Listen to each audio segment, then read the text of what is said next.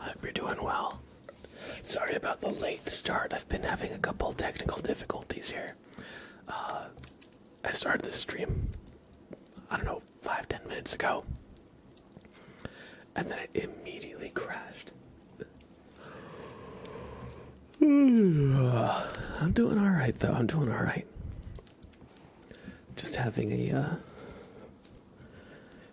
bit of a sleepy, lazy day, to be honest.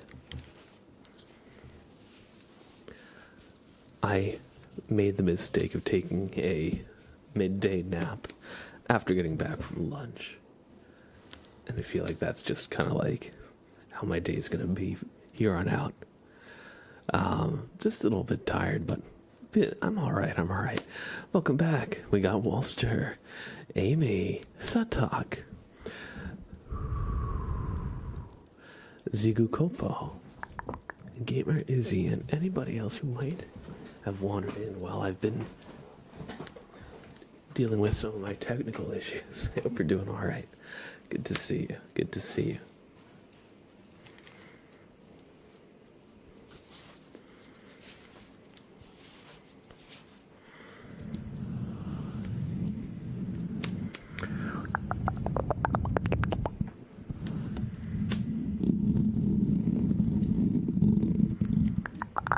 I hope you're all having a good weekend. And that you had a good week so far. Or not so far, since it's a weekend. I hope you had a good week.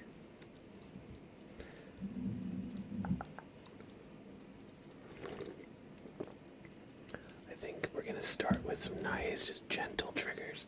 And I might turn a fan on or open my window a little bit. It's a little stuffy in here. Give me just 1 second.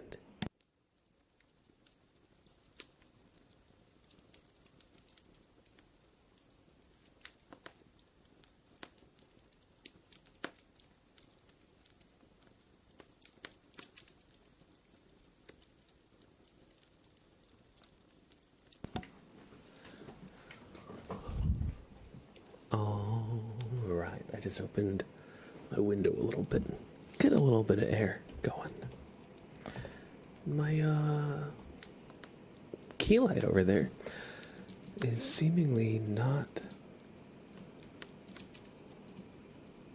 being controlled. Oh, dang it. Gonna have to like reconnect it to the Wi-Fi. That's annoying. Hey, Dead Weirdo, welcome in. Welcome in, welcome in. 1 second. My light over here, it's somehow disconnected itself from my network. So I need to,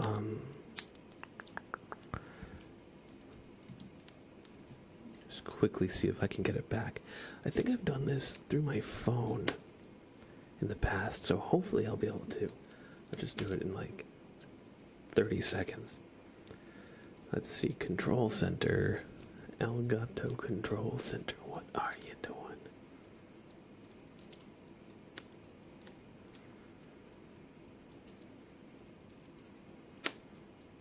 Okay, Elgato Control Center just crashed on my phone.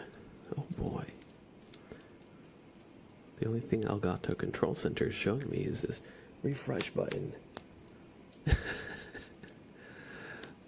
Okay. Location permission. Fair enough. Arena Nagy, hello. Welcome, welcome, welcome. Sorry, I'm dealing with a little technical issue right now. Make sure the accessory is connected to power and turned on. It is turned on. But it's not connecting. Make sure Wi-Fi is turned on. Open Control Center settings. Select Add New Accessory. Connect accessory to network.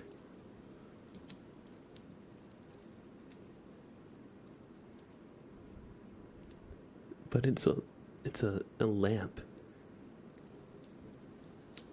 How do I connect the lamp to the internet? Wait until it appears in Control Center. Okay, I'll do this later. But yeah, the light that I normally have here, I control it with the Stream Deck, but for whatever reason it's disconnected itself from my Stream Deck. It's on. It's on, because I can turn it off. Like if I do that, I turned it off just now, and I turn it on. And it gets very bright. And then goes to the last setting I had, which was too dim, but none of my controls are actually affecting it. Oh, okay, it reconnected itself. Alright, problem solved. I guess I just had to power cycle it, turn it off and turn it on again. Okay, we take those. Excuse me. Oh, my white balance is also really off. Not very orange. I'm very orange. Maybe we'll do like that. Okay, so I'm not like super orange, but I'm also not blue. There we go. That's a little bit better as far as the camera goes. Hey, welcome in, everybody. Sorry, this is kind of the theme of the day. I had I went out for lunch with my dad, and when I got back, I was tired, so I took a nap. Then when I started the stream, my computer crashed. And then when I did the light didn't connect, so... Today's a comedy of errors, I think. Maybe.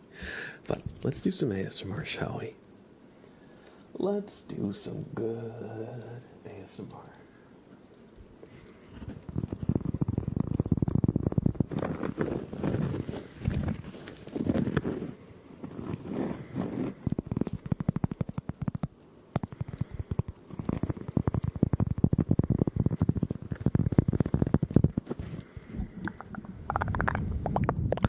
I hope you all had a good week, and now that it's Saturday, now that it's the weekend, you have some time to just relax. Just to take it slow for the night and just relax.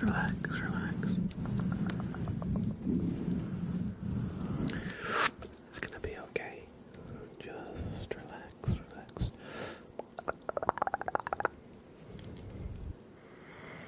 It's gonna be alright, okay?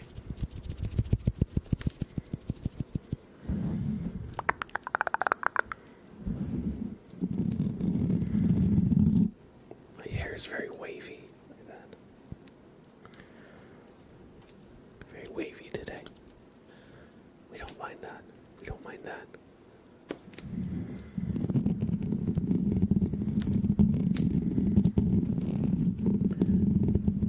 Ginger Wolf, hey, good to see you on YouTube. They say, hey Blab, miss being here. Life is crazy. I'm moving again, and not even time to breathe, but I'm happy I can see you today. Welcome in, Ginger Wolf. Oh, welcome. Good to see you. It has been a while. I hope things do calm down for you, because moving back to back can be stressful.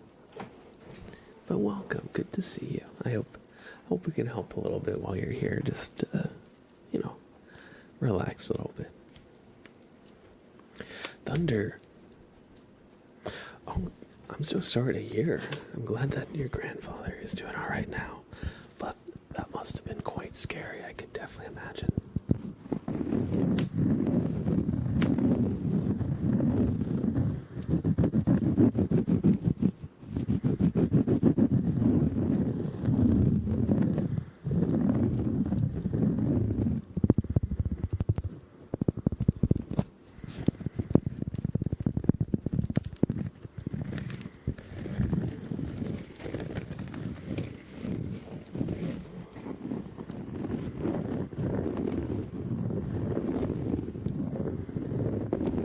We're just scratching your brain right in every fold.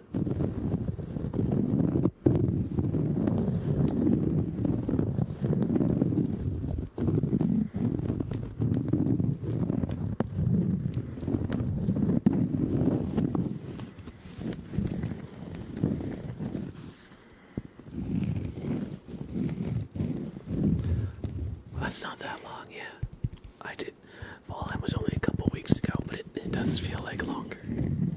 Just because Thanksgiving and Christmas and all the holiday stuff. Thank you. I'm glad that's helping, Thunder. Kirby, welcome in, Kirby.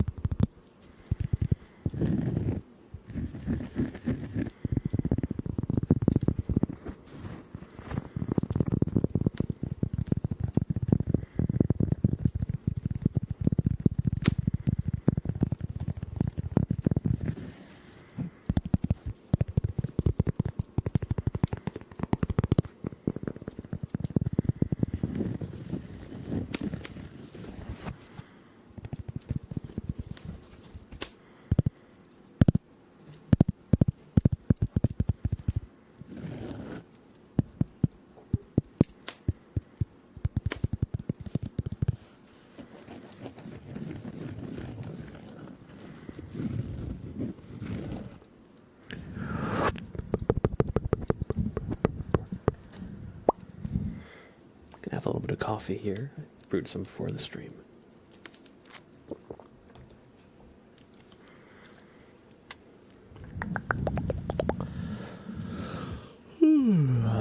Excuse me. I'm still waking up from my nap.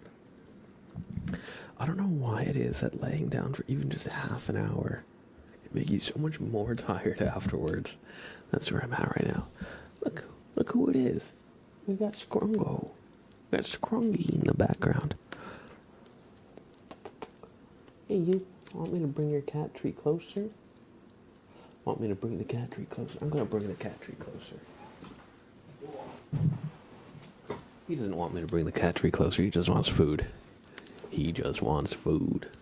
You'll get food soon, buddy. You'll get food soon, I promise.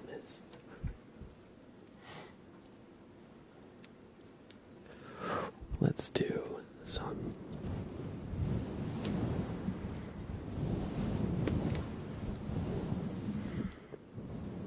nice fluffy mic sounds.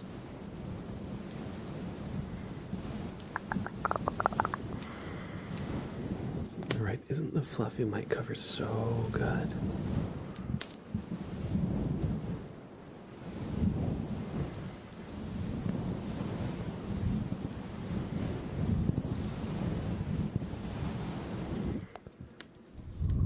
It does sound like ocean waves, doesn't it?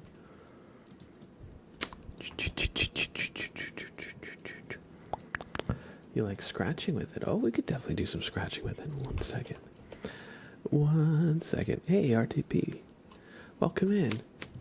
And Regain One Bellog. Hello, welcome. I'm sorry if I didn't say your name right. Welcome.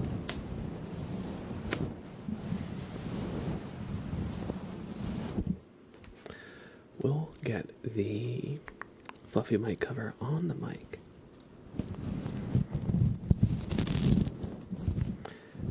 And do just some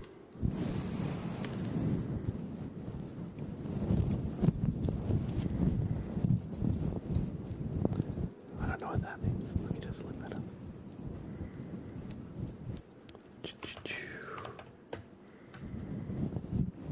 Oh, Spasibo, that's what that says. That's what that says. Sorry, I don't actually speak Russian, but I'm taking what you're typing and putting it in the Google Translate.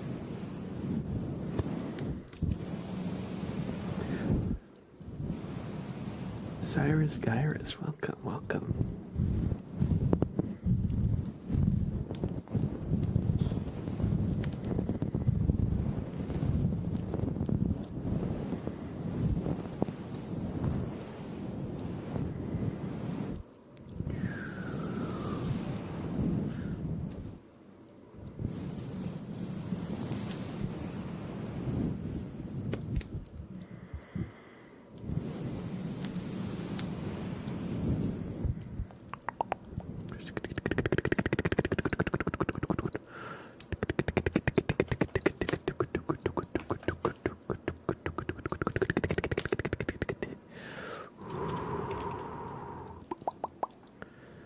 Oh, thank you.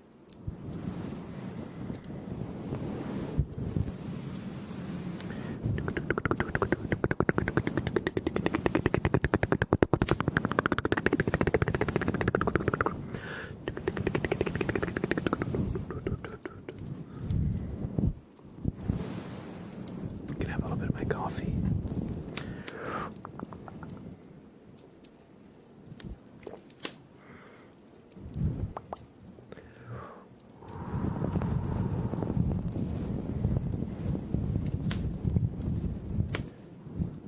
Sprout.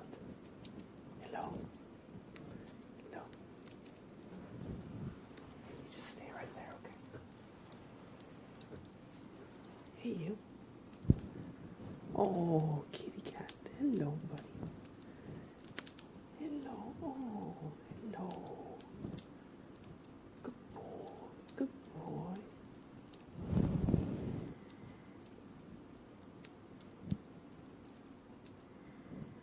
He's a good boy.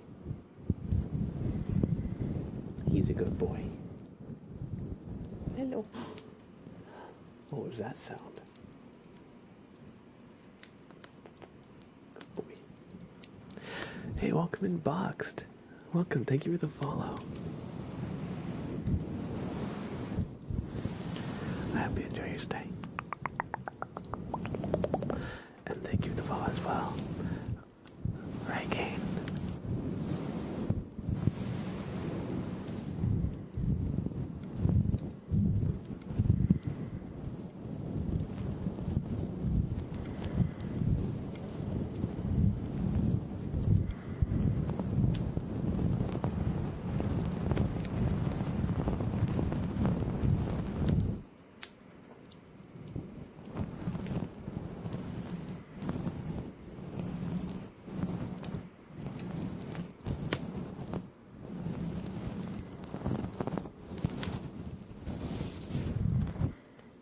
I hope you enjoyed some fluffy microphone.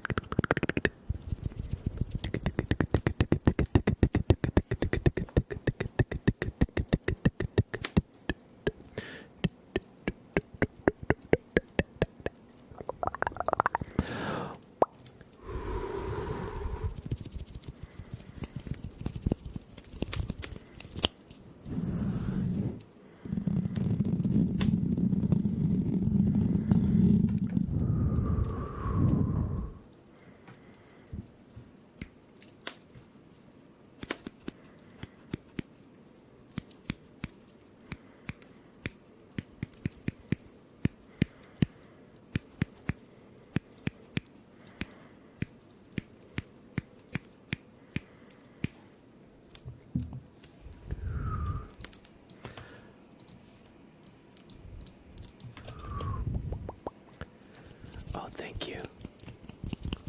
I appreciate that.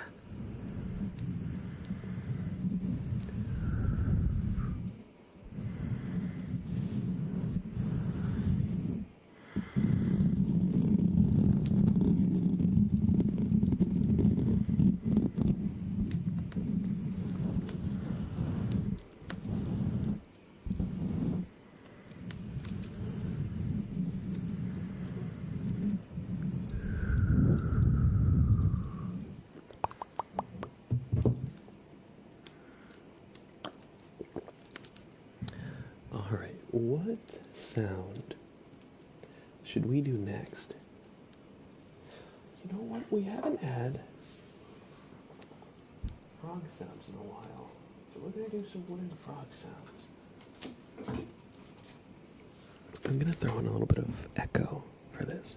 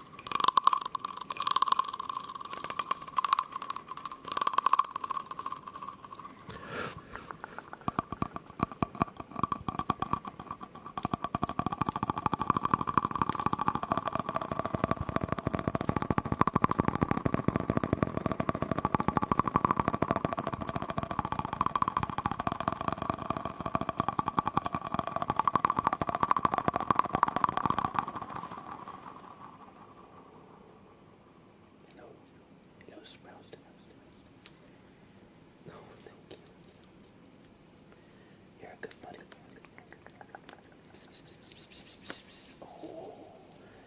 Oh, chin scratches. He likes the chin scratches. Hello.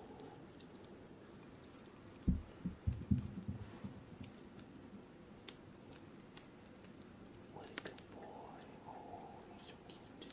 Very good boy.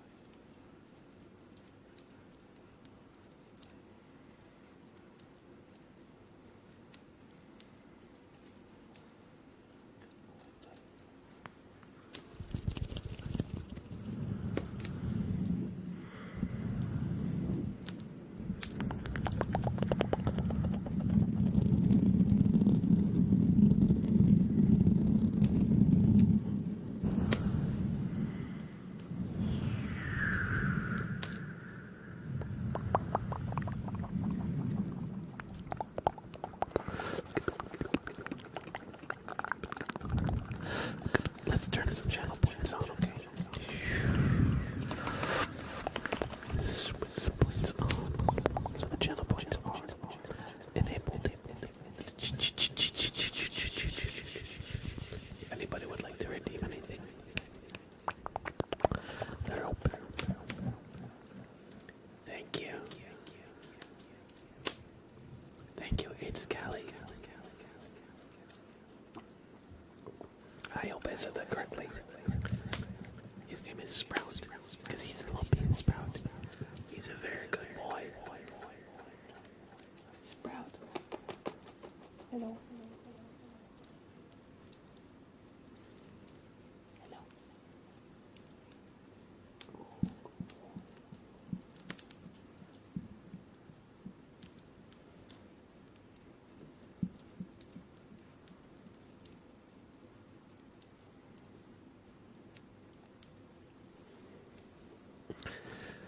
Oh, yeah, he's such a good boy.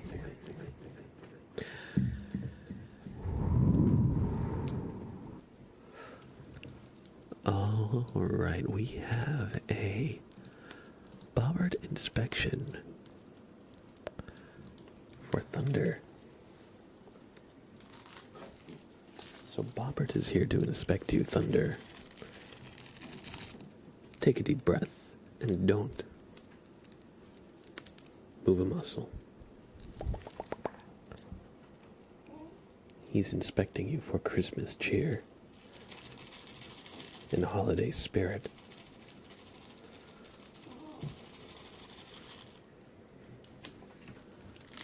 What are you doing, Sam? What are you doing? What are you doing, Sam? What you doing? You okay, bud? Just making some noises. Okay, Sam's just making some noises. I think he was just scratching, and he found a good spot. So he was making some. Oh, thank you, it's Callie. I appreciate that.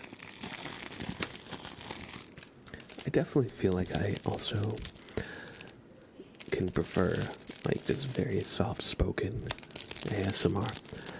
But I think one thing I really like is when the creator swaps from whispered to soft-spoken and just kind of uses a few different kind of like levels of their voice. It's something I really like.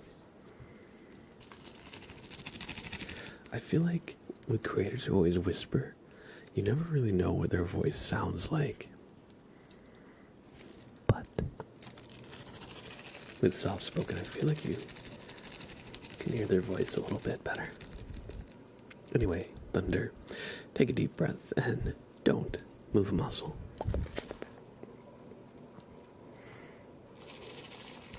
What's that? You have no Christmas cheer?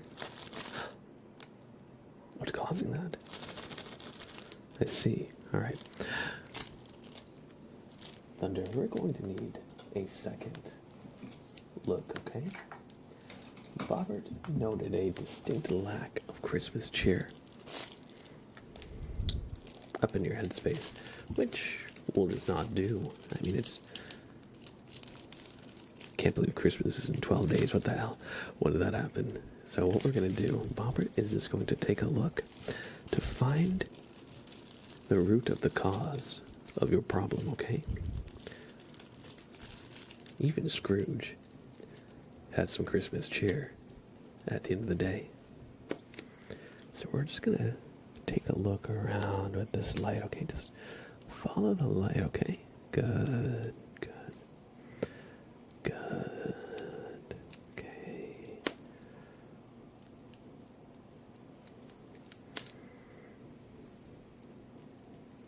Good. Oh. What's that? Okay. Hold still for just 1 second here.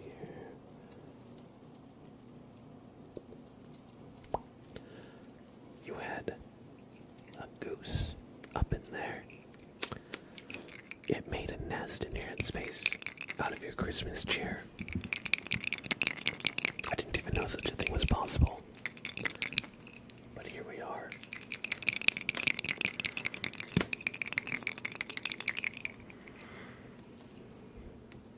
Alright, Bobbert is now going to question the goose.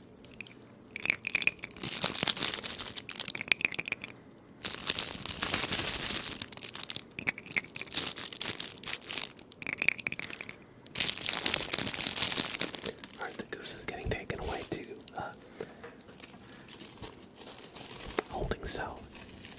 The goose will be imprisoned for its crimes. But admittedly, I'm not an expert in bird law, so I don't know what will happen after that. But we can definitely give you some Christmas cheer, okay?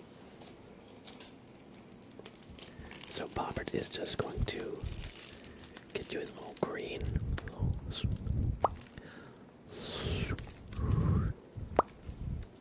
Okay.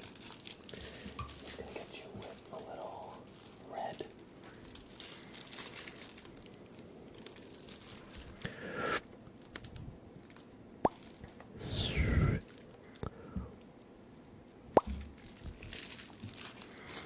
And then he's going to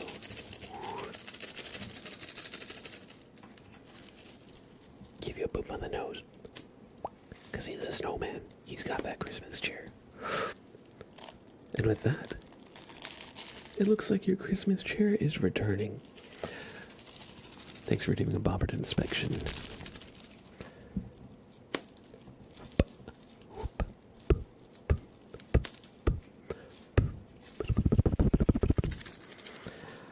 We hope you've enjoyed the Bobbert inspection, Thunder.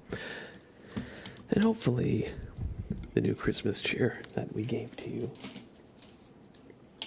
sits nicely.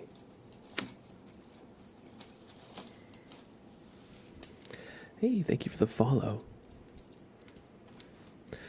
I forget how to say your name. Suki? Saksky? I'm not sure. Welcome, though. Welcome. Hope you're doing well. 1 sec.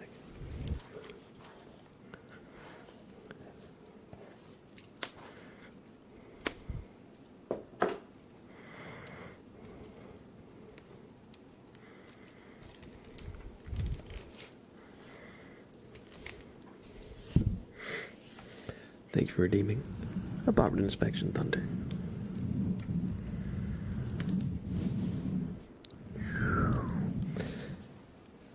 Look at this loaf. He turned to me. Look at that side eye. He knows I'm going to look around all the way, but I started to turn. I didn't turn all the way. Here, wait. If I half turn, will he look back at me?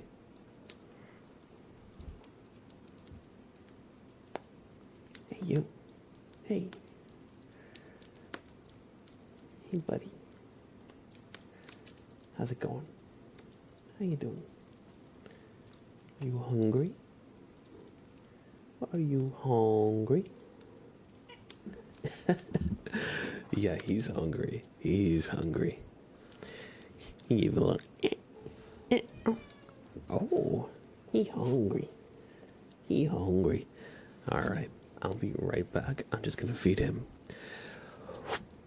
And when we're back, we got some mic scratching and some brushing, so we got plenty of good sounds coming your way. Well, look who it is. It's Sprout. He's the kitty cat. Oh, he's crazy. He's crazy now. He's crazy. I mentioned food, so he's a wild animal. Give me 1 second, I'll be right back.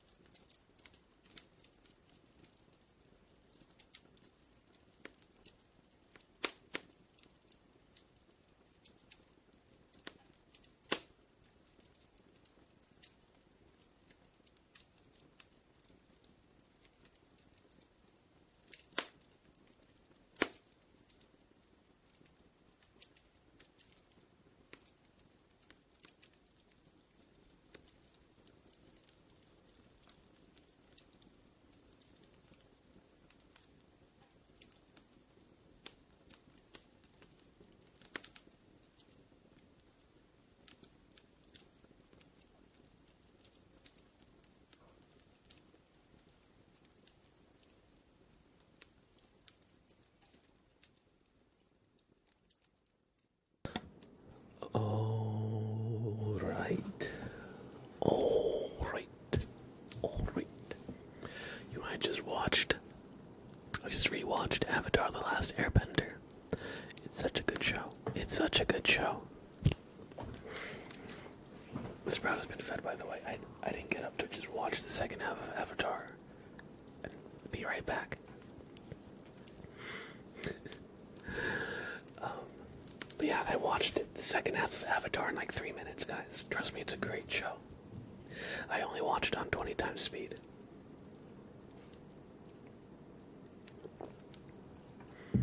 Sorry, I'm still a little tired myself. I've finished with Atla, no spoilers. Oh, okay. No spoilers. Other than that's a really good show. But my favorite part is when Aang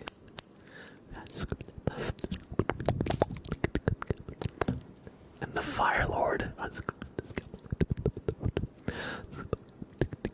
and then Sokka comes out of nowhere, and then Momo finally airbends. Don't worry. I didn't hit you with any real spoilers, except for Momo airbending. It was completely ruined. But Momo airbended in like season 1 when they went to the Earthbender prison. That lemur is earthbending. It's true. It's true. That was just foreshadowing. Or was it 5 shadowing? 5 shadowing, foreshadowing, yeah.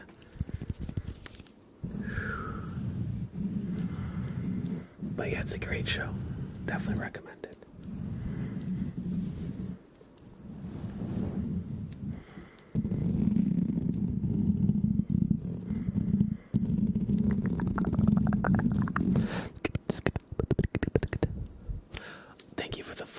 it's Callie, and Forza 2012.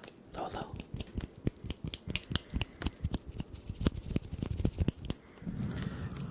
If you had to pick one of the elements to be able to bend, which are you picking? That's a great question, which is why I'm now turning it into a poll. Which element would you choose to bend?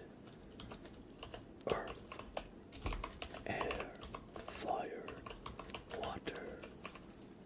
Long ago. However the intro goes. Then the Fire Nation attacked. Superman, welcome in, Superman. If I could choose one element to bend, I feel like the one I would go for would probably be earth bending or water bending. And the reason why is because they can like make structures and things. I feel like that would be so useful. And like fire bending is great, especially if you like can combine it with like technology the way that they did. Like the firebenders always had like the best tech in Avatar: The Last Airbender. They had like the warships and everything, while the water tribe was still using like wooden canoes essentially. Not completely. The water tribe I think had some like good stuff in the North Pole. That the South Pole was a bit in shambles, but I feel like earthbending would also be crazy because you'd be able to build like anything. That would be too good to pass up. I could just also make a hole in the ground and just go live in my hole in the ground. I wouldn't have to pay rent. In fact, I could charge people rent. Not that I would, unless they deserved it, unless they were a firebender, in which case they'd be staying underground for a while. No, just kidding. But yeah, what about you? What about you? For me, earth and water. And like water, like we need water to live, right? So being able to pull water out of like plants, being able to just like move water, it would be crazy. They also use it to like heal and everything. Be able to freeze it. Let me tell you, never having a drink that's too hot or too cold. One of the perks of water bending.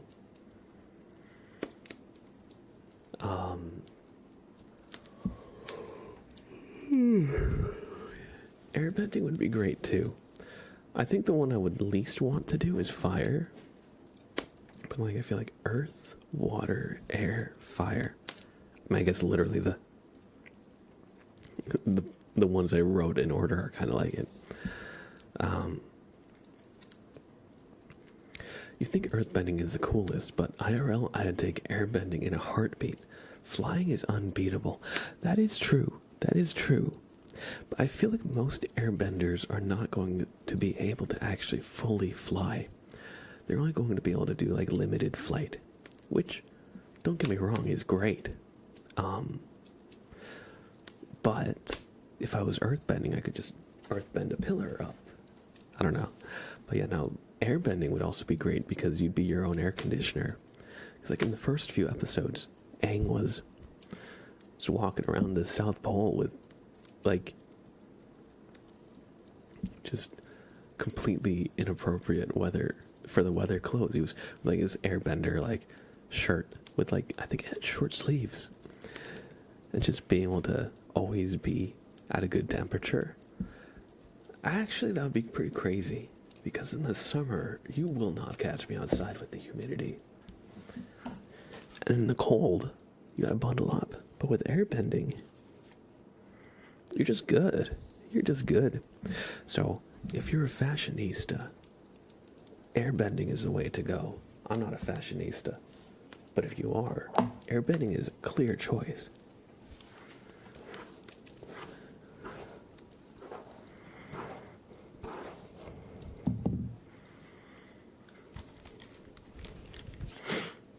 You take water and heart because of bloodbending as a sub-element. They made bloodbending too good. They made bloodbending too good. Now the problem is you can only use it during the full moon. Unless you're like... Well, I don't want to spoil anything because Innocent Coffee Lover is still watching. Avatar has been out for like a long time. But anyway. But yeah, no. I mean, you could be a bloodbender. But...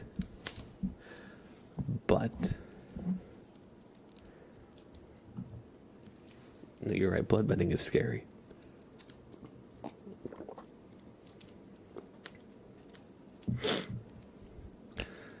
Hangbin stay. Hello, heartbeat ASMR, please.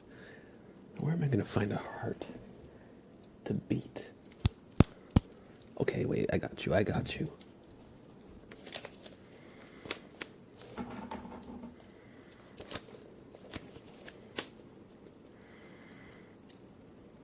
This pencil doesn't work.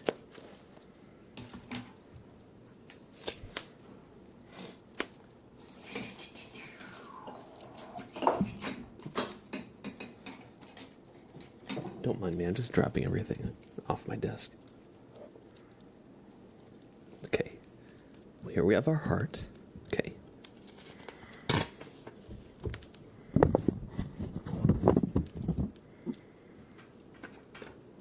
Oh no, now I'm gonna beat it up. No, just kidding.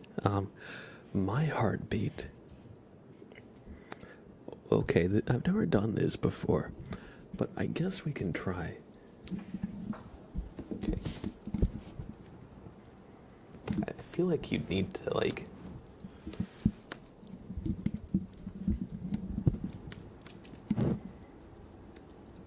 Don't think that's getting anything, unfortunately. I think I would need to like put that under my shirt, and unfortunately, I'm gonna not do that. But yeah, I don't think it's really the right mic for that.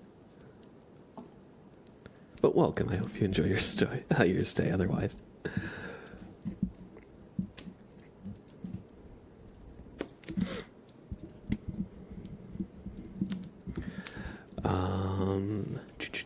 Banshee Bunny, hey, good to see you. Thank you for the follow. Engel Destodes. I hope I said that correctly. Welcome. Best case scenario, I get rich enough because I'm the only bender on Earth. So I get rich and famous, I can just know where full moons are going to happen. Because of the internet, and do whatever I want, because I can't control others. So I get them as often as possible, and I'm rich. Assuming this isn't taking place in the Avatar world, I'm assuming real life. I guess. But I guess in this example, I'm considering that you're not the only bender in the world. You'd be in a world of benders. Maybe you are in the Avatar world, but maybe you're in like this world plus benders.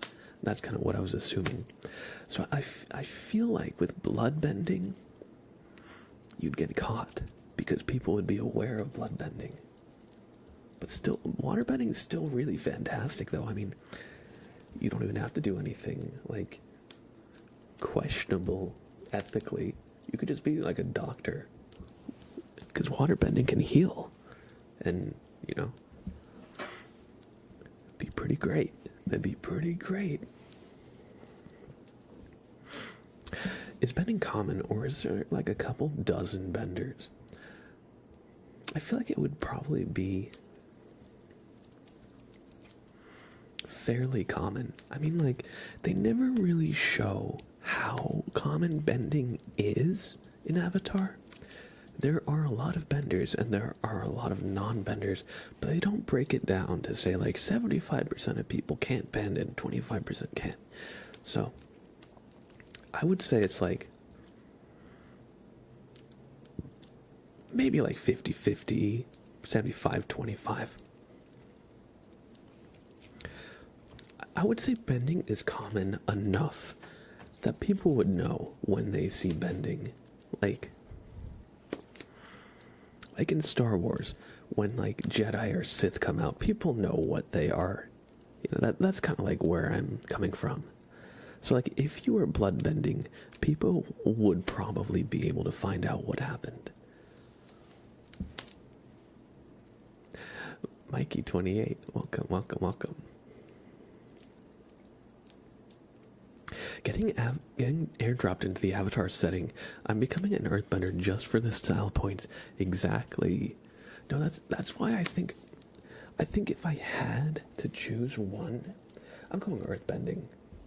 Also, for some undisclosed reason, earthbenders can live to be incredibly old. And they just have a lot of longevity. Like King Boomy was like over 100 years old, and he was still a total badass.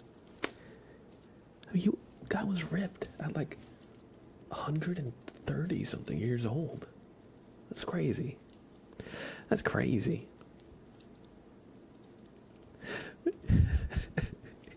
That's what I'm saying, Kirby. That's what I'm saying. You're like, I wouldn't have to do any evil shit, except I'd control people every full moon and steal all their money. In an ethical way. I'm just kidding. No, but yeah. Avatar Kyoshi was also, what, like 300? She was like 300 years old in the series or something like that.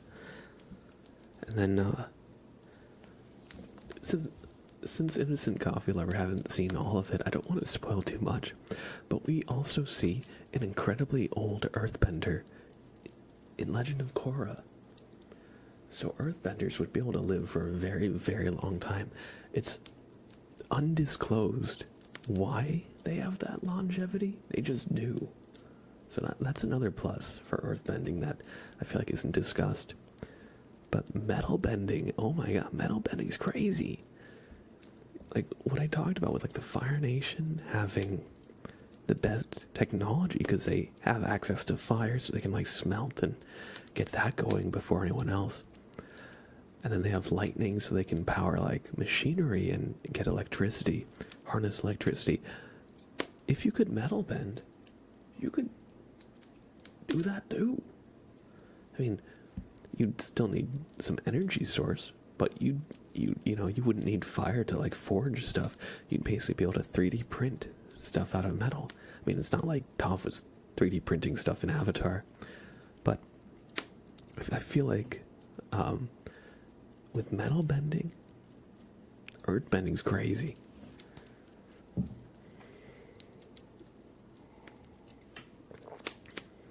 Actually, no, Toph did take the little meteorite and like she made it into the Nickelodeon symbol. She was treating that like it was liquid. But water can cut metal in this show. Low-key. Oh, that's fair. Also in real life, it can do that too, with enough pressure. Karans, hello. So I see. What element would you choose to bend? Water, earth, air, then fire. I could agree with that for the most part. I mean, the elements that can create like solid structures, I feel like that is so useful. It would be, I have a hard time just being able to like, I don't know, making fire is also really useful. So it's hard to say which is the most useful, right? With earth, you can also do magma bending, right? In Legend of Korra, they do have the lava bending, which is like an earth bending sub thing. And it seems that you either are a metal bender or a lava bender, but you can't do both. Now, I don't know if that's just something the writers came up with, or if that was intended to come across as like one or the other. I feel like the way Avatar is set up, at least in The Last Airbender, a good enough bender would be able to do both. In which case, earthbending becomes very similar to firebending, so you can control the temperature of earth and ignite things, creating fire, you know? I don't know. I view air as I have. And oh, I can do anything with actually being there, and my power works in every environment. That's fair, yeah. I mean, like, there was a comment earlier I missed.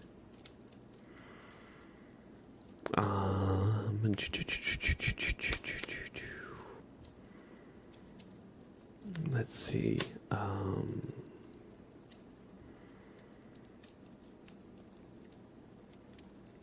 Somebody mentioned something that I wanna find what they said again. Oh, a thing I never understood is that earthbenders and waterbenders need their element to be nearby. Same is kind of true for airbenders, but air is everywhere. But firebenders just make fire?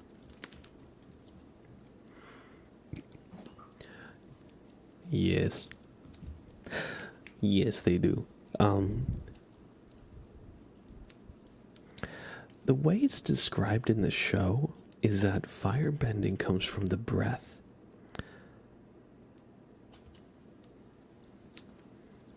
And I don't want to spoil too much because you're close to the end. But firebending also does come from somewhere else. I don't know how close you are to the end. Sprout, are you being crazy? Why are you climbing up on my freaking organizer? You're just knocking stuff. Sprout, why are you doing this? What are you doing? What is you doing, mister? What is you doing? I'm gonna apprehend a criminal. I'm gonna apprehend a criminal. Oh, he's getting away. He's getting away.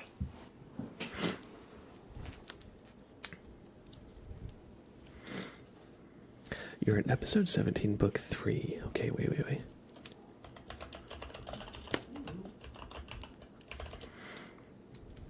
Let's see.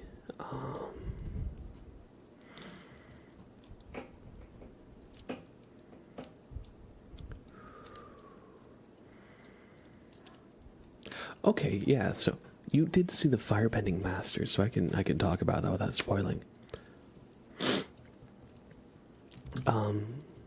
But yeah, so they do find out that firebending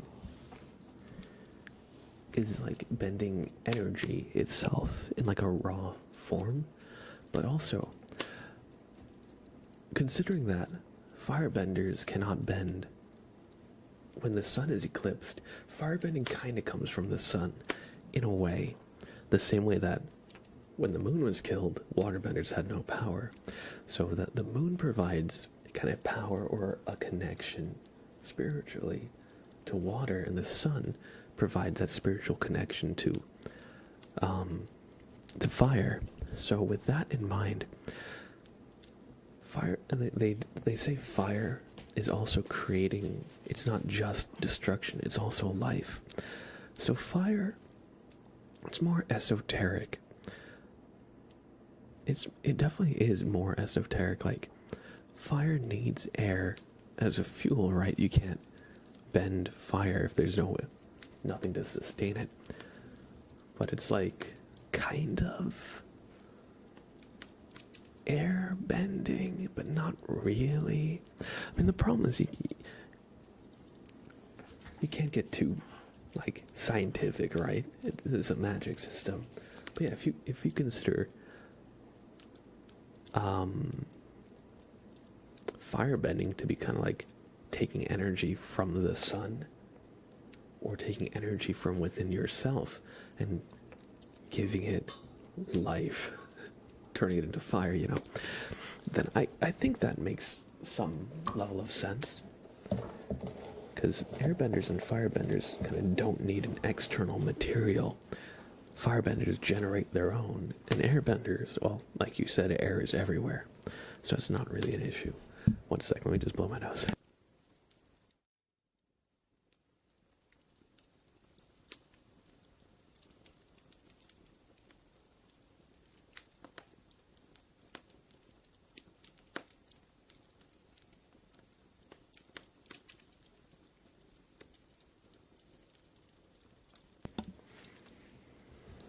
Alright, I'm back.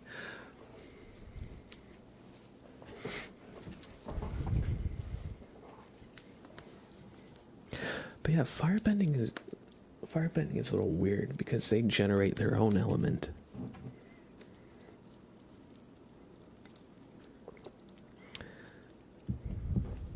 Let's see. But yeah, I was gonna say, in the Airbender movie that never happened, firebenders did need to pull fire from other sources to bend it, which was clowned upon because they had like the big torch sconces or whatever wherever they went. It was also clowned on because they needed like 6 earthbenders to like float one like moderate sized rock that like a person could just carry, not like super easily. It was a pretty decently big rock, but you could carry that yourself, you know. So with that in mind, there is a movie that explored that concept, but it was booty cakes, so we don't talk about it. Egal, welcome in, and just Loopy, if I didn't say so, welcome in as well. We're talking about Avatar, The Last Airbender. Bennett, funny, hello Bennett, welcome. You take air because your powers can't get countered in this world. You know for sure there's gonna be hecka criminals. So let me ask the question. When there's a lunar eclipse, is it basically purge time for the water tribes? When there's a solar eclipse, is it purge time for the firebenders? Maybe.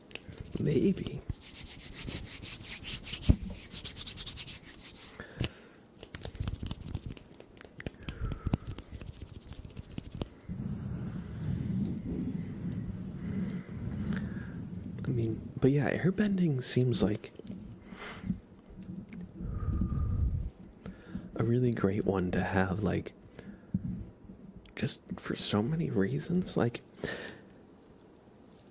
water bending, like, you could, like, if I'm talking about, like, professions with bending, right?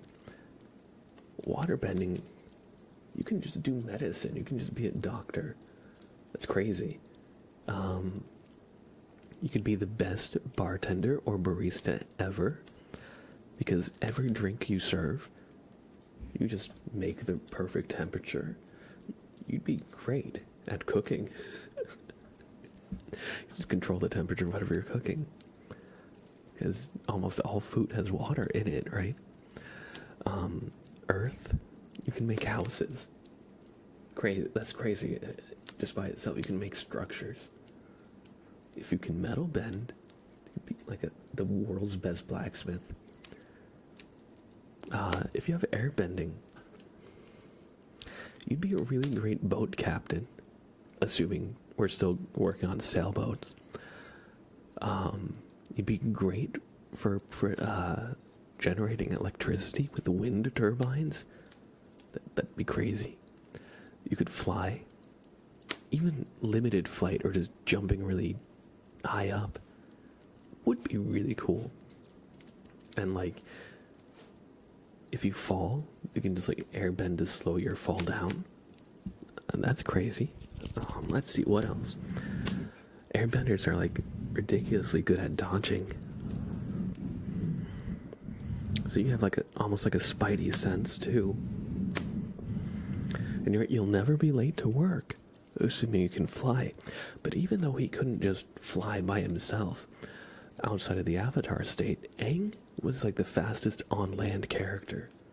We see him running like sonic speed. So airbending is like having a bunch of like smaller superpowers rather than one like amazing one. But then you consider it, and airbending also does have crazy stuff, like just airbending blast, put out a fire. I don't know. There's a lot of good stuff there. Firebending, aside from the obvious, you can make fire and then make electricity. That does a lot. Like, I don't want to undersell that, but I'm having trouble thinking of like extra utility things that fire can do.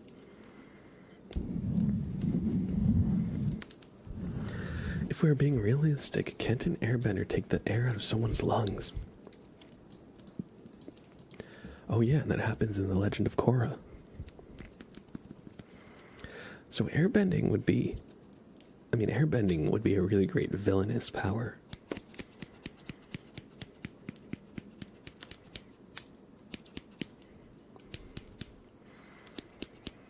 But yeah,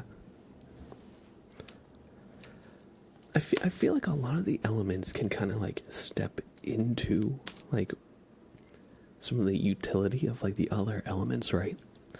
Because like water bending or earth bending, you can launch yourself pretty high. And if you fire bend, like you're jet boosting yourself down, you can also launch yourself pretty high into the air. So like all the elements you could feasibly like lift yourself up. Yeah, I mean blood bending is like so busted. It's like a cheat code. You can win against anybody.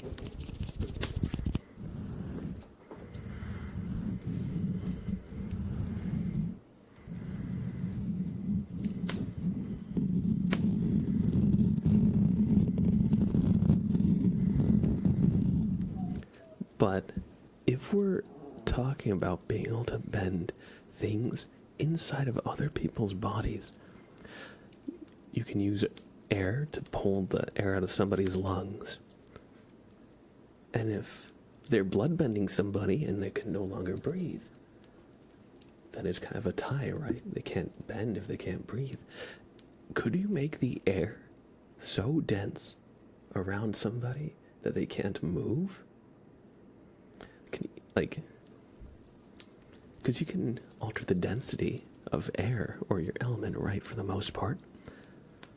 So could you just like airbend a super heavy blanket to like gravity slam somebody to the ground? I'm not sure. I feel like that might be a little out of the purview of airbending, but could you? Maybe.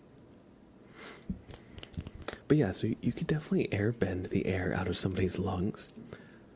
You could earthbend the iron out of somebody. That happens in that X-Men movie when Magneto like pulls the iron out of that security guard's blood. With metal bending, you could probably do the same exact thing, right? I mean, with metal bending, you could basically be Magneto from X-Men. And he's pretty crazy. Although, I mean, Magneto would definitely be like the best metal bender of all time compared to what we see in Avatar. Sam, why is you whining? What is you doing? What is you doing, pup? Please don't pull the iron out of my body. I already have an iron deficiency.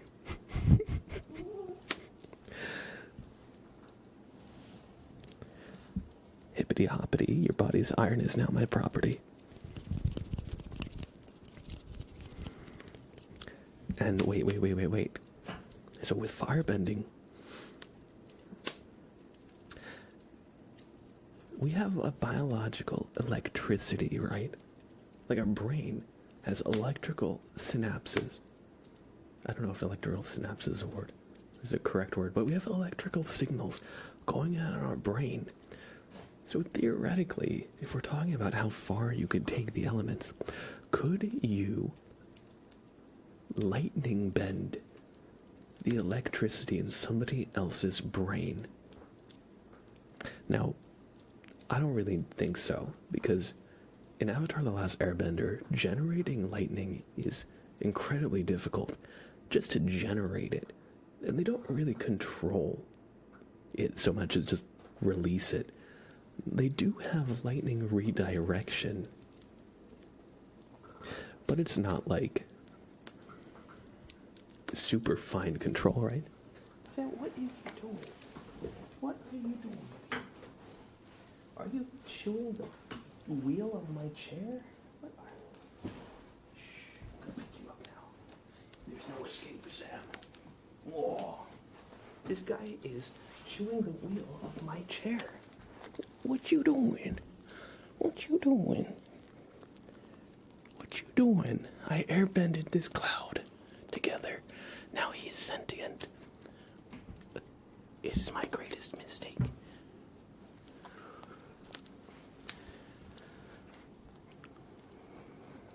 Hello, Sam. Eldon Raccoon wants to know, do we have a brain? Do we have a brain? Yes.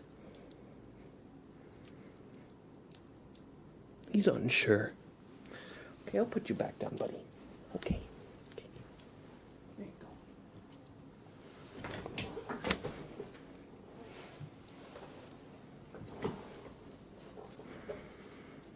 But yeah, so theoretically, depending on how electricity bending works, theoretically, you could just turn off somebody's brain by bending the lightning out of their brain, right? So I feel like we see blood bending and we see air bending control the element within another person's body. But depending on how far you want to go with that concept, each bending element plausibly could do the same.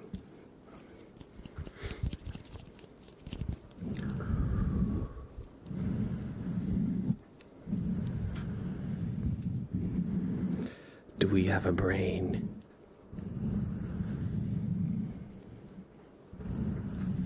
Theoretically good work, although I'm not sure even the best avatar would be able to control such power. Yeah, that's what I'm saying, like, even as I say it, I don't think we'd see it in an avatar, like, world. Sam, are you biting the freaking wheel of my chair again? Can you stop that, buddy? That's not a toy. It's not a toy. I don't want to actually run you over if I back up my chair. He's chewing on the wheel of my chair. What's he doing? What's he doing? Alright. I think this has been a fun little exploration of how far we can take bending. With that in mind, water bending is still crazy.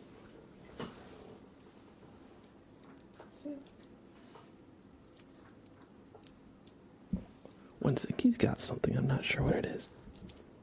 Give me 1 second, I'll be right back.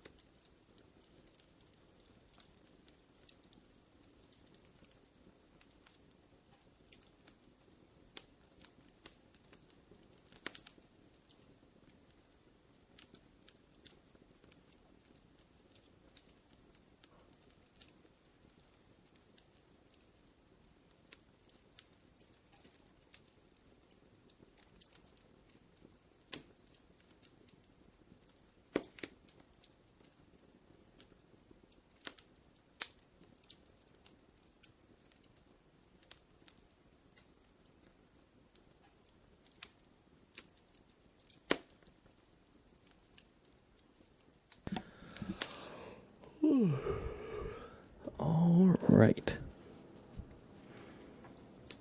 I actually dropped my brush off my desk and he started chewing the handle. I thought he was chewing the wheel of my chair, but he was actually chewing this. Sorry about that. The brush. It smells like dog breath. Oh, I'll have to watch it.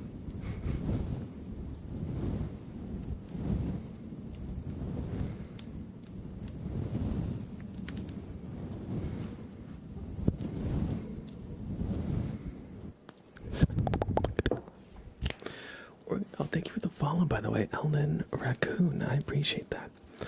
I appreciate that. We're going to do some mic scratching for Gamer Izzy. So, hope you enjoy.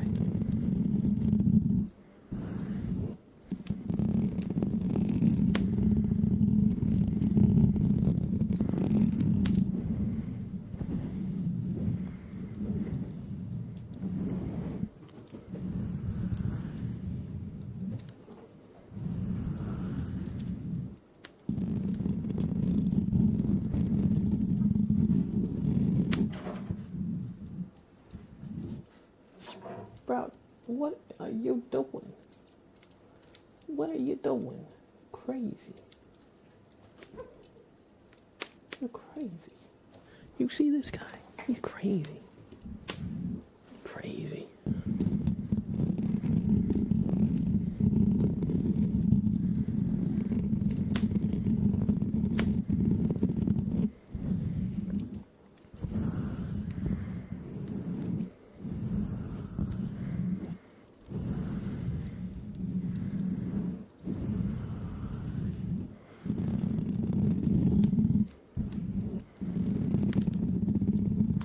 I don't even watch Avatar, but I think the universe it's in is very interesting. Oh yeah, I think I watched Avatar growing up, and I recently just rewatched it actually, which is why we were talking about it. But I think it makes for a really unique setting. It has a really cool magic system too, and I like that it definitely breaks from kind of generic Western fantasy where it's like knights and wizards and stuff, where wizards basically can just shoot fireballs and lightning. I like that, rather than wizards just having a magic gun in the form of a magic wand or whatever, which I feel like how a lot of Western kind of fantasy series end up going. Avatar was very specific about the mysticism, the mythology of it. I thought the magic system was really well developed. A lot of the time when fiction goes into how the magic systems work, it ends up, I don't know, making it less interesting. But with Avatar, I thought it was more interesting. And just the Eastern kind of philosophies, the different bending nations having a whole different aesthetic. The Fire Nation was Imperial Japan. The Water Tribes were Eskimos and the Inuits. Earthbending was, I remember, compared a lot to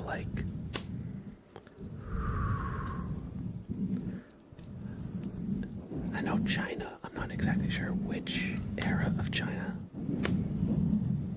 And let's see, the air nomads were Buddhist monks.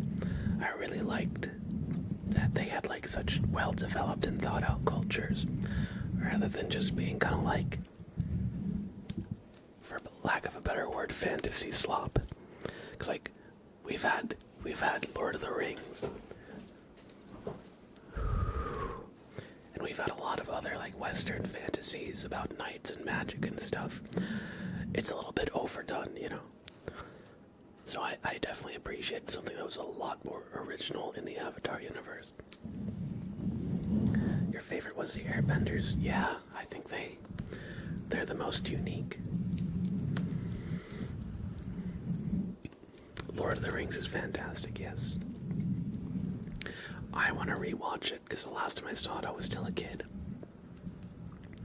And I've seen bits and pieces of it here and there in memes and whatnot. But I think I'd want to go back and watch the director's cuts, because I hear there's a lot of stuff that didn't make it to the theatrical releases that are in the director's cuts that end up being really good.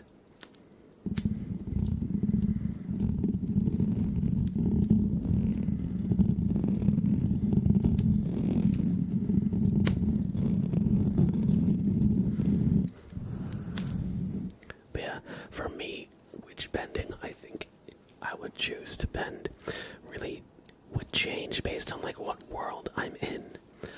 Are we talking about this world with today's difficulties? Then almost certainly I'm probably going earthbending or waterbending. I mean, between those two, I feel like either would be great. But being able to just create structures out of, nothing. I mean, not nothing, but being able to just bend a house up into existence. Be crazy. Wouldn't have to pay rent anymore.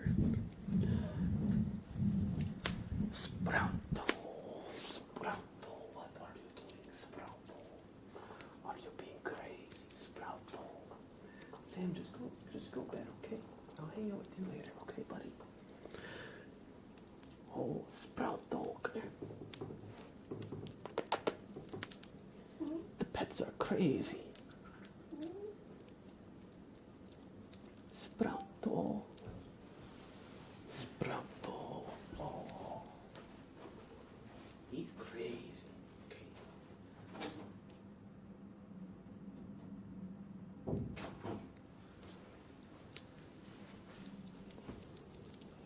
I've locked Sprout out because he's being too crazy. He's being destructive and he's got the zoomies. We'll let him in soon when he calms down a little bit.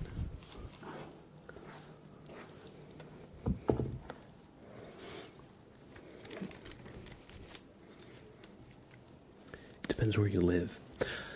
That's true. Also, if it's in the world, how does the government react to you having those powers, or does everyone have them? Good question. And yeah, so much would change based on, like, am I, like, the only bender of my element, or am I just a bender, It'd be a lot of pressure to be the only bender of your element, let me tell you. But I think if we talk about, like, adding avatar powers to this world, earthbending a house would be difficult to hide. That's true. That's why I earthbend an underground house. Secret cave, secret tunnel through the mountain.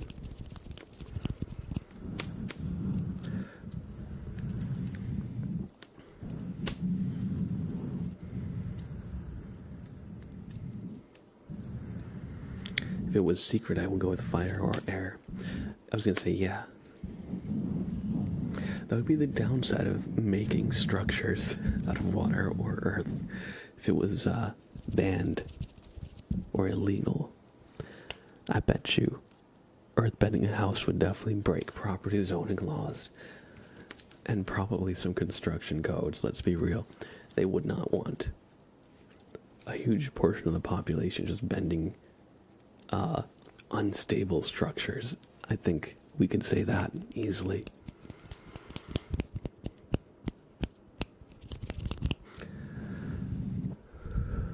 Being an earthbender would actually make you a fantastic disaster, like, relief worker. Like, imagine, like, going to a city where there was, like, an earthquake or, like, a building collapse, and then you just lift the rubble out of the way. Alright, it's Callie. Thanks for hanging out. I hope you enjoyed your stay. Take care. Have a great rest of your night. Take care.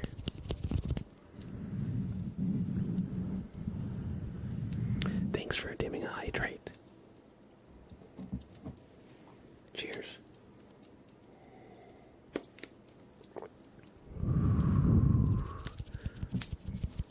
It's great to have you. Hopefully we'll see you again soon.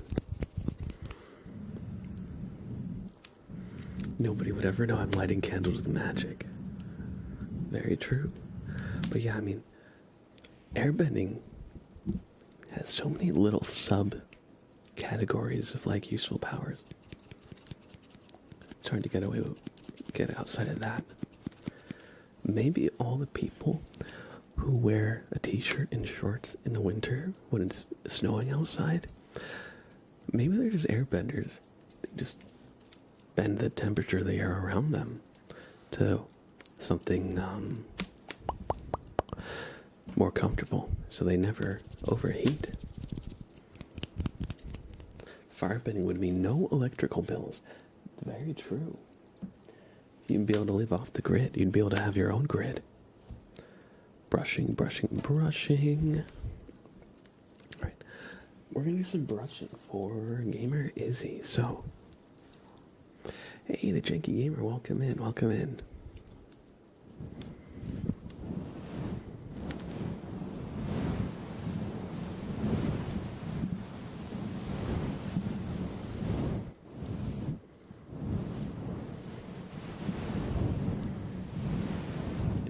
arms allow.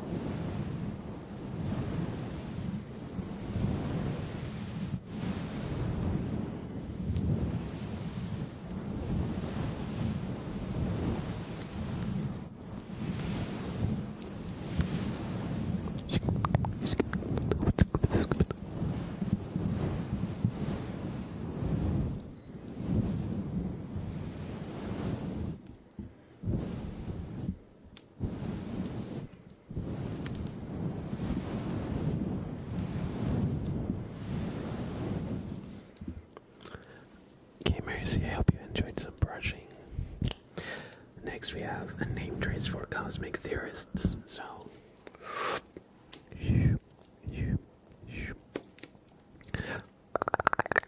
C O S M I C cosmic T H E O R I S T S cosmic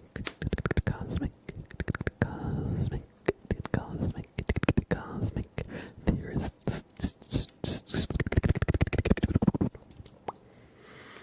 I hope you enjoyed this name trace.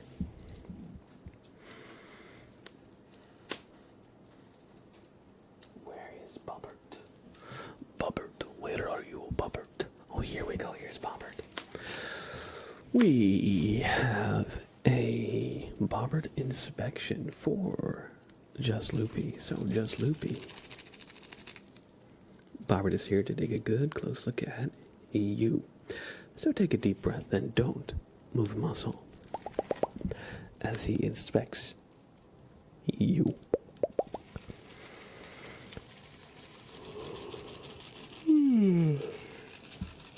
Excuse me. Excuse me. Did you find anything? Oh no, really? Okay. Alright. So Just Loopy. Bobbert says there's all kinds of dust. All kinds of cobwebs up there. It's no good. It's no good. So he's gonna brush that out. Respectfully, what is that thing? This is Bobbert. He conducts the inspections around here. These inspections always make me nervous. Ever since we found that alien eel in your rear, I think it was in your ear, because he inspects your headspace. But either way, little Baxter and Bobbert. He looks both traumatized and traumatizing. I know. Isn't it fantastic? It's such an unsettling smile. No, so several years ago, I went to the pet store to look for ASMR props because a lot of pet toys are very sensory. Like they have like interesting textures or they make sounds, things like that, which is also what you want with ASMR props for the most part. So I came looking for a toy and got this crinkly snowman. And when I brought him out, people were asking, what's his name? And I was like, I don't know. Frank? And somebody was like, I think he should be named this, that, the other. So I said, you know what, we'll put it to a poll. And Bobbert won. So he is Bobbert. He gained life and sentience when he gained a name. So if you look at our emotes, we have a lot of... He's kind of one of our channel mascots. Our other is my cat. But yeah, I made a bunch of Bobbert emotes. And yeah, he's just this little snowman guy. But we have the Bobbert inspection where he looks at you and finds out what's wrong with you. Anyway. Just Loopy. Bobbert, I'm going to brush out your headspace. So just take a deep breath.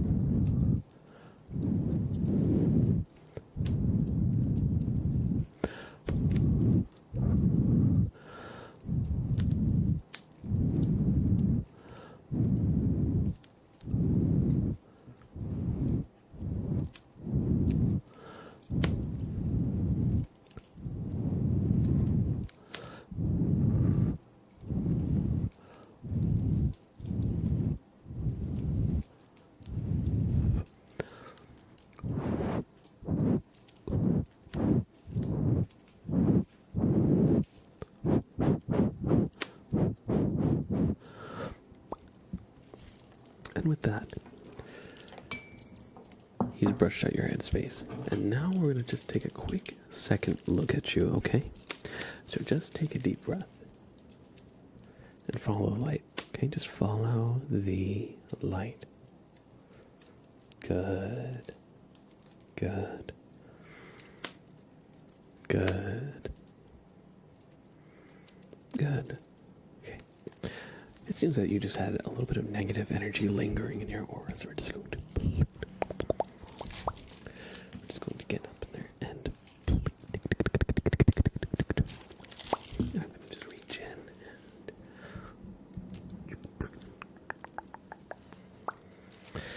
and with that, everything checks out. So you pass, and Barbara will give you a boop on the nose for good luck. Thanks for doing a Bobbert inspection, Just Loopy. We hope you've enjoyed. Aladdin Raccoon, good question. Sprout has the zoomies right now, and he was being a little destructive, so he ran out the room, and I just closed the door for a little bit. But he'll probably be back. I'll let him back in soon.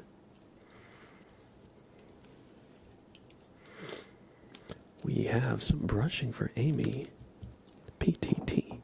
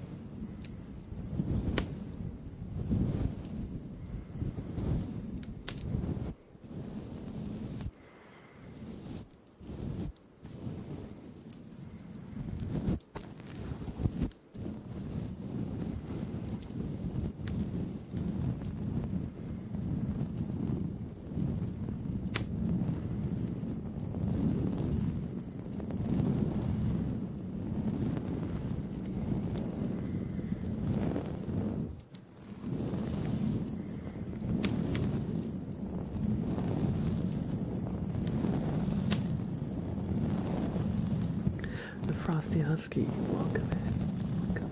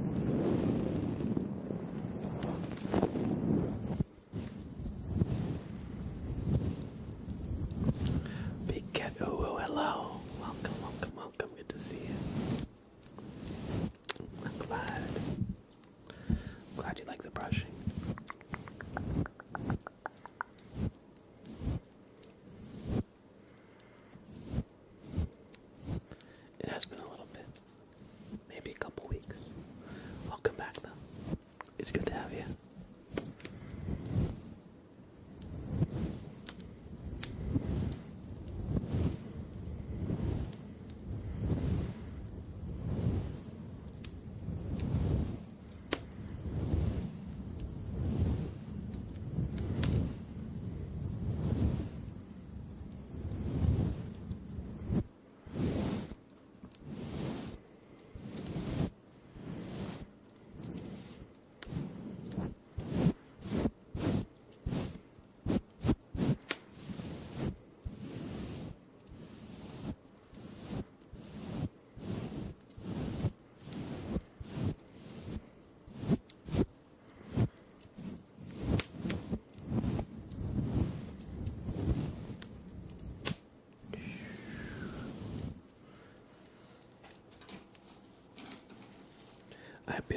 I hope you enjoyed the brushing, Amy. What time is it for everyone? For me, it's 6:41 p.m. But I know we got a lot of people from Europe where there's a big time difference, and it would be closer to midnight, or perhaps after midnight for them.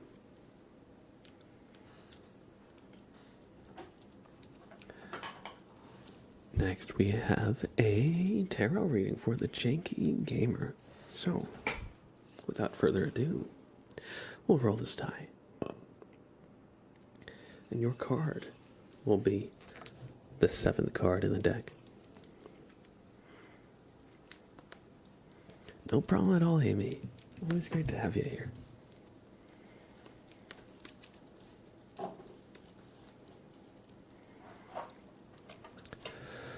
Alright, the Janky Gamer. The Janky Gamer. It's time. It's time for your fate to be revealed by the cards. This is your fate. I've revealed it. No, your card's the 7th card. We haven't shuffled yet.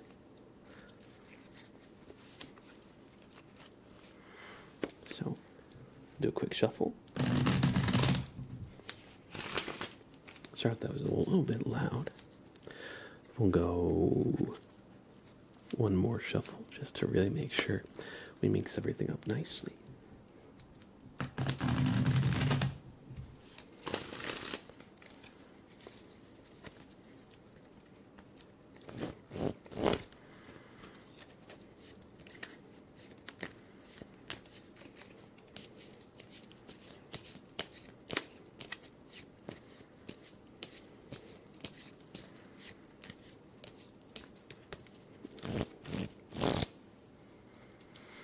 Alright, your card is going to be card number 7. So, 1, 2, 3, 4, 5, 6, 7. The Queen of Pentacles is your card, the Janky Gamer. Oh my gosh. And his name is John Cena. I can't believe you're a WWE head. That's fantastic. That's so funny. I never would have guessed.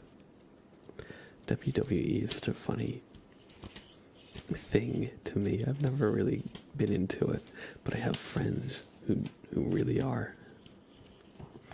It's like a whole other world.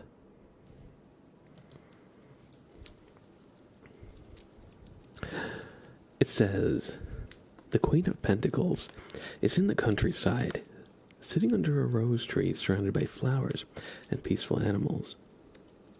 The ram's head at her throne signify that her inner harmony is genuine, gained during conflicts with her own dark side.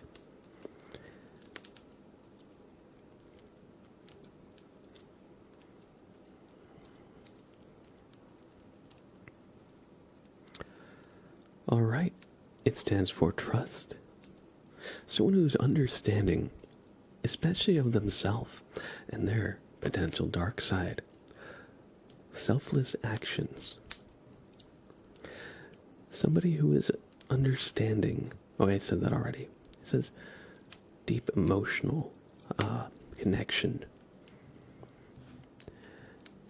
It advises against seeking the easy way out, and instead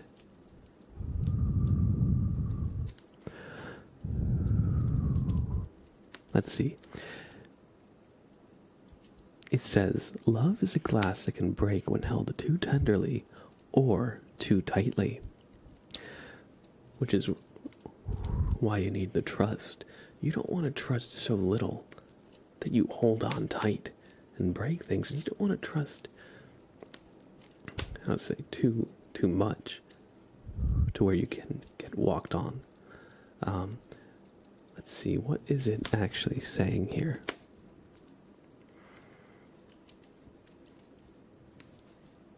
So perhaps you're in kind of a crossroads with, a relationship with somebody where you're not exactly sure how to approach it. But try to understand the other side. Try to understand your own kind of darker tendencies, and maybe if you're naturally distrustful, try to, let's see, I'm gonna look up a second opinion here. It's the Queen of Pentacles. This is something completely different. Because the gummy bear deck was like very ambiguous. It didn't really say anything. That was like very straightforward.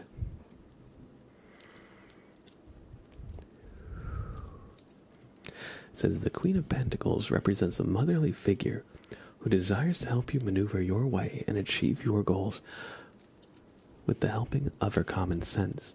She will not only show you love, but she will also show you the way forward whenever you seem to be stranded and confused. With her advice, she will ensure that you do not make dangerous financial decisions. She offers you precautions, principles, and support, all lessons that she has learned in her personal life. Because she is a self-made woman, she wants for you too to be independent and wise, such as that you are able to raise others and make them responsible.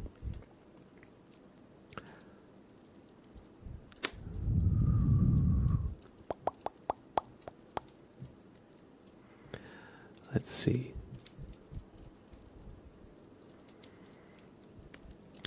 When it comes to all things career-oriented, the Queen of Pentacles tarot card can bring great success. She is a talented businesswoman who is practical, organized, and very capable in anything she puts her mind to. If you do choose to collaborate with her, you'll find that her vast skill set will be invaluable to you, to your career or your professional projects. If she offers advice, listen to it. She cares for you and will help you accomplish your goals. She can appear as a successful person who may make a great mentor, colleague, or business partner.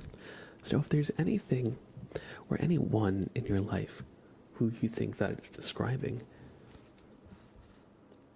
it might be worth to, talk to them about what you're going through right now. And maybe they'll be able to offer you some well-tempered advice, not just feel-good words that are maybe empty, but, advice that is tempered by her own personal experiences from her own mistakes. So don't be afraid if you've been having trouble to seek out somebody who's like the Queen of Pentacles. I hope you enjoyed this tarot reading, the Janky Gamer. And hopefully soon you'll be the King of Pentacles. Perhaps. Madness Monster, welcome. Amy says, I don't even know how I fell down the rabbit hole, but I'm deep in the trenches. In January, you're going to a live WWE event. Yo, that's great. I hope you have an awesome time. Oh, we got Ida Kim with a raid. Welcome in, Raiders. We got That's the Guy, Corrupted Senpai 1, Ida Kim herself, the Draconic Author, Sir Lancelot, Buckaroo Brogan, Seance and Sublimes. Welcome in, everybody. Hope you're all doing well. Welcome. I hope you're doing well too, Ida Kim. Can we please do a cranial nerve exam? I think that could be arranged. But first, we're going to do a super name trace for Ida Kim. Thank you so much for bringing your community over for some good vibes, good sounds, and some ASMR.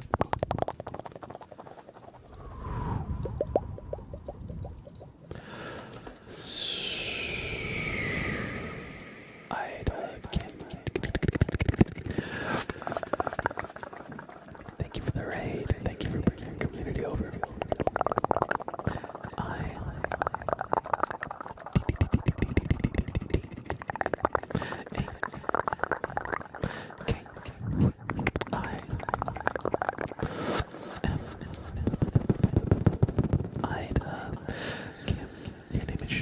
we're gonna do that one more time.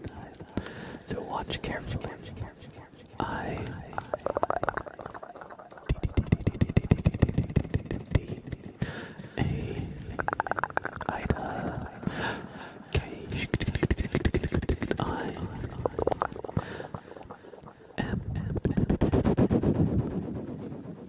Good to see you too, Ida Ken. And I hope you had a great stream.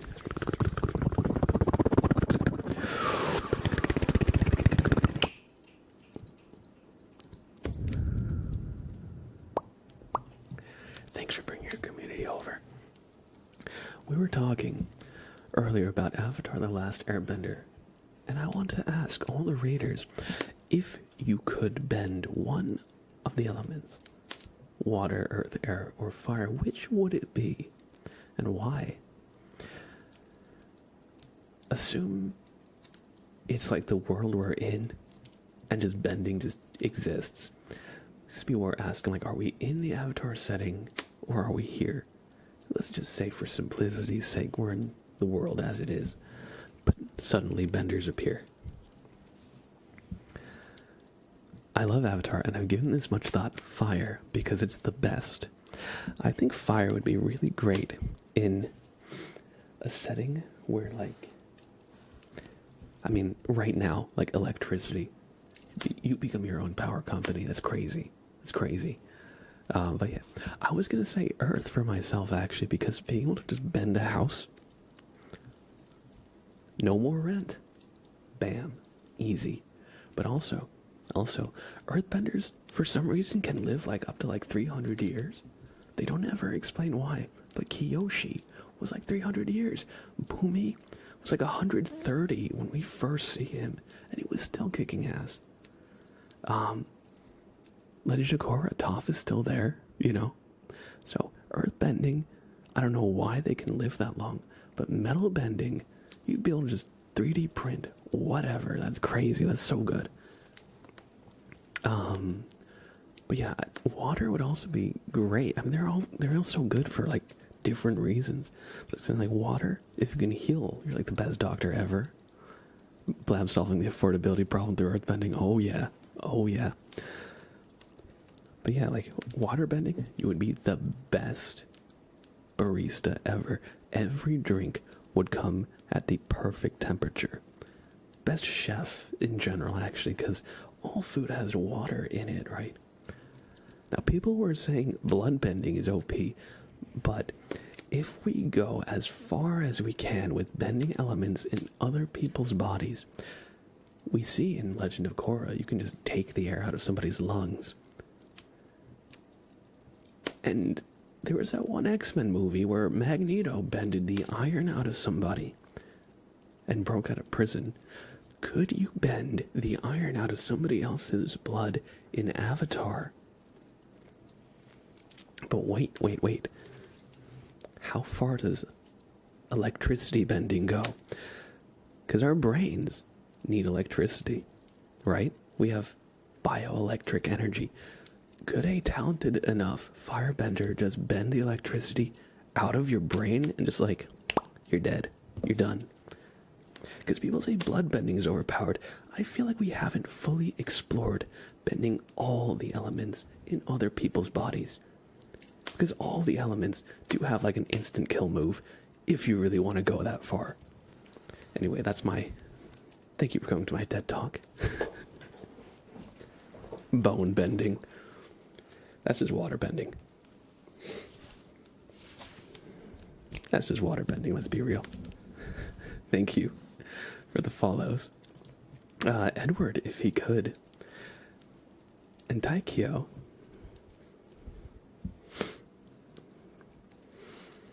Plastic bending, that's a new element. Nature bending, I mean, they do that in Last Airbender, like, I mean, they do the vine bending where the swamp benders bend the vines because the water in the vines are what they're bending. And you can heal with water bending. That's like an established power of water bending, so that's not even like theoretically exploring. That's just shown in this series. Katara heals people on the regular with waterbending. Give me 1 second. Let me just blow my nose.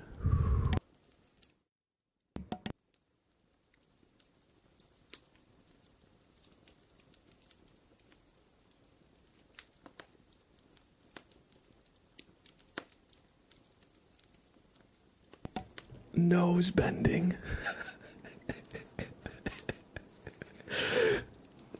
Oh my.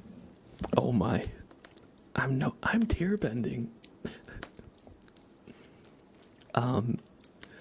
Sir Lancelot says the only thing I don't understand about bending is fire bending the only one that makes something out of thin air. The other three have to have the resource nearby. Kind of.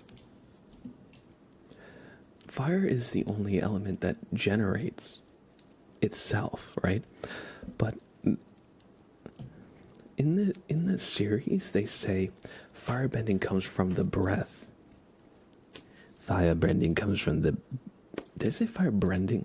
Firebending comes from the breath, not the muscles. If you think, like, is firebending creating the spark that ignites? And then, I don't know. It's interesting. They eventually in the show, they discover the source of firebending is energy. So they're like energy bending themselves. When they meet the dragons, they finally discover that when Zuko needs a new source for his bending, right? And they say, they say bending is not just destruction, but is life. So in a way, firebending is like, I want to say energy bending, but energy bending is its own thing in The Last Airbender, so it's kind of ambiguous. They don't really say exactly where it comes from. In a lot of ways, firebending and airbending are kind of shown very similarly in The Last Airbender, because they both kind of just can do it. They don't need a material. But if you could say that firebending is just, they generate a little bit of fire from themselves, and then they just bend that fire, I think that's a good way to think about it. But it's a magic system, so you don't want to get, there's only so far you can get because there's no like real life examples really to pull from. But that's how they describe it in the show, that it comes from the breath. So it's really just airbending. Not really. Winters says firebending at first in the series comes from fire torches, right? No, that's from the M. Night Shyamalan Avatar movie, because they had the same question. They said, why is fire the only element that generates itself? So they nerfed firebending. So in that movie, they were carrying big torch sconces around and like pulling the fire from those, which I think is an interesting idea, but it's not how it actually was portrayed in The Last Airbender. Alright, Taikyo, thanks for hanging out. Have fun backbending.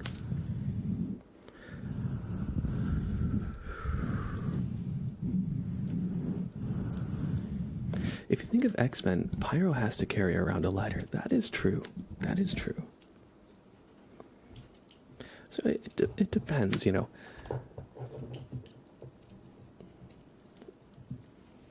Depending on, like, the creative universe or whatever, like, there's pyrokinesis, which is just bending fire that already exists, which is, like, what Pyro has in X-Men. And then there's, like, flame generation. And then kinesis, which is what firebenders in Avatar have. So something about them, they can, if you think of it as like life bending, which is not really exactly what it is, then they are their own source of fire. And they can control it outside their body. To an extent. Well, waterbending water out of people isn't something every bender can do, right? I think they would be able to, because early on in the series, Aang is running away from a giant sea monster called the Unagi, and he gets close to drowning, and Katara bends some water out of him to resuscitate him. So, and that's well before bloodbending is even introduced as a concept. So I think depending, like, waterbenders would be able to do that. Anyway, thanks for coming to my TED Talk. I've enjoyed earthbending's the best.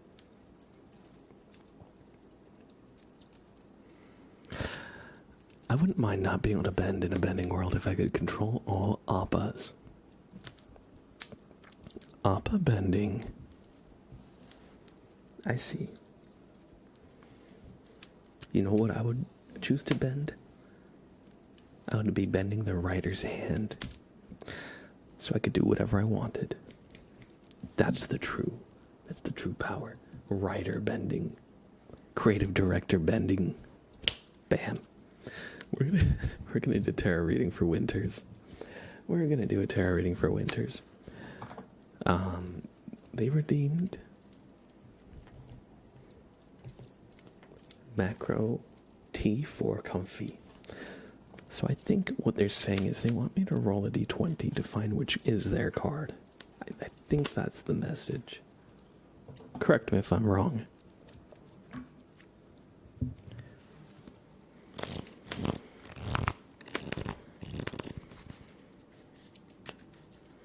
Alright, perfect. We're going to give the deck a nice little shuffle. Sorry if that's loud. All right.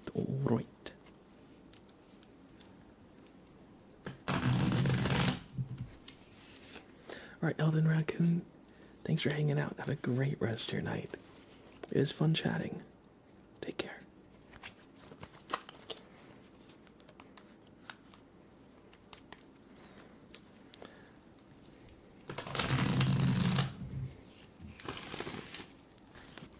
What is the rarest bending type? Airbending. It is Avatar, the last airbender after all. So there's only one of them.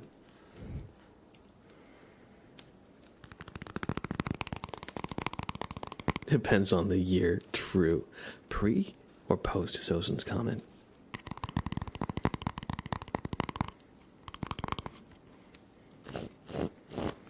We've shuffled the deck. Now we're going to roll a d20.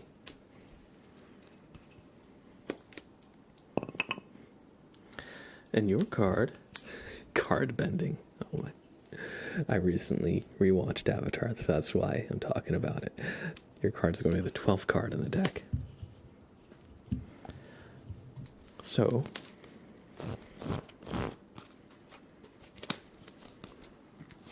one, two, 3, 4, 5, 6, 7, 8, 9, 10,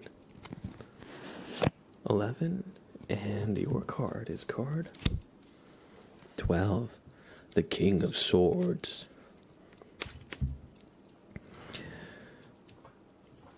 Let's consult the book to see just what this means for you.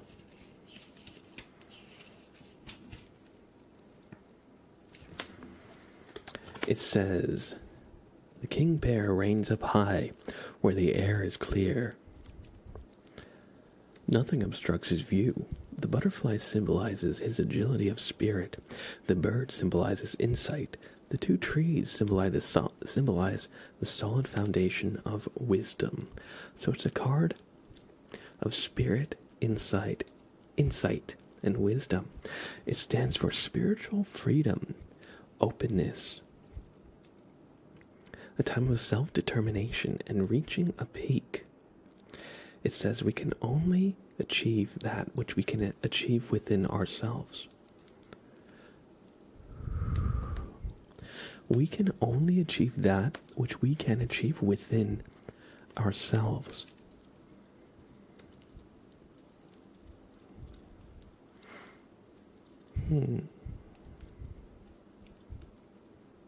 We can only achieve that which we can achieve within ourselves.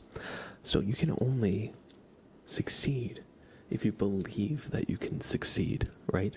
Otherwise, if you didn't believe you could succeed at something, why would you ever go out and try and make it happen and do it, you know? So try to take some wisdom from this and understand that your inner world is a reflection of your outer world. Your outer world is a reflection of your inner world, you know? It's all connected. Thoughts turn to actions, right?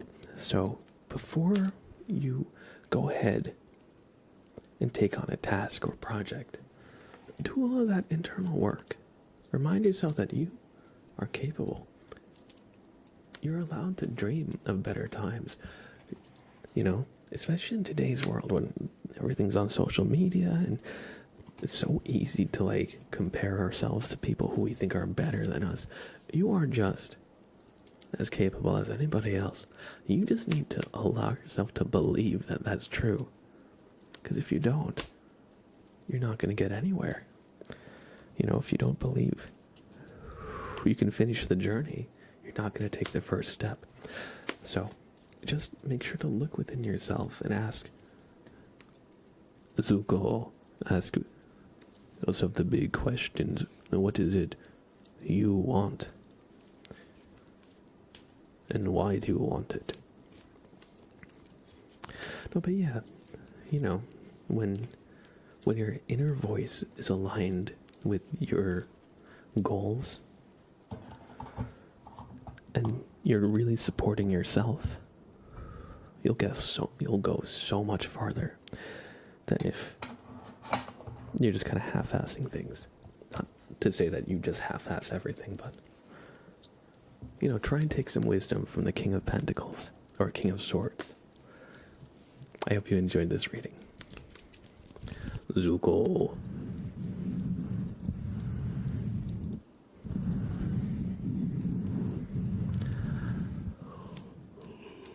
Alright, we have an ASMR wheel spin, alright chaps. Let's do it. What will it be? Tracing sounds. Alright everybody, that is going to be rapid fire name tracing. So, excuse me, if you would like a name trace, I'm going to be doing super name traces for the next 3 minutes. Type 1 in chat to get one. I'll start with Amy, of course, since they're the one who spun the wheel. So everybody type 1 in chat for a super name trace. I'll be doing them for 3 minutes.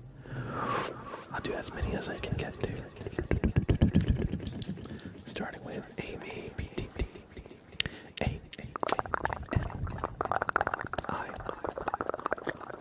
Underscore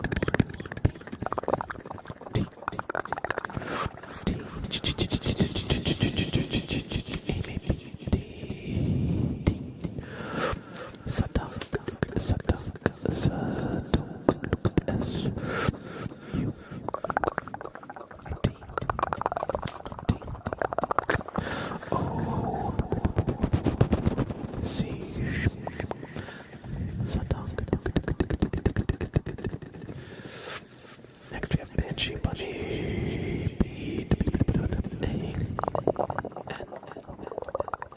B-S-H-H-E Banshee underscore B-U-N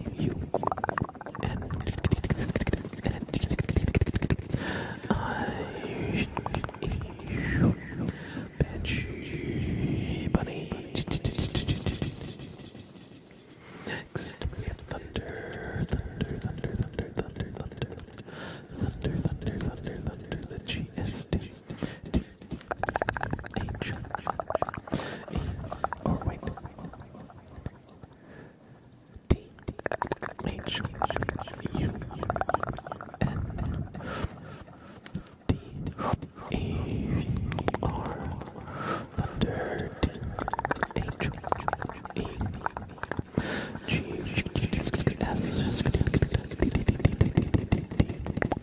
Thunder, the GST. Next we have Winter, W, I, N, T, E, E, R, X, Winters. Next we have General Balmy, G, A, N, E, R, A, L, General underscore A, U, M, I, General Bobby. Next we have Just, J, U, S, T, Just underscore L, O, P, Y, Just Loop. And we got one last name. I saw it came in all the time. We're still going, so we're going to honor that. We're going to do the Janky Gamer. T, H, E, the J, A, N, K, Y, the Janky G, A, M, E, R, the Janky Gamer.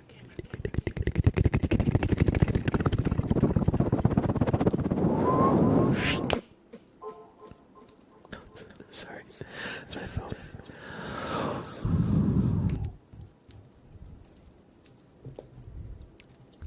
I hope you enjoyed those name traces. Thank you, Amy PTT, for spinning the ASMR wheel and landing on tracing the sounds. Everybody.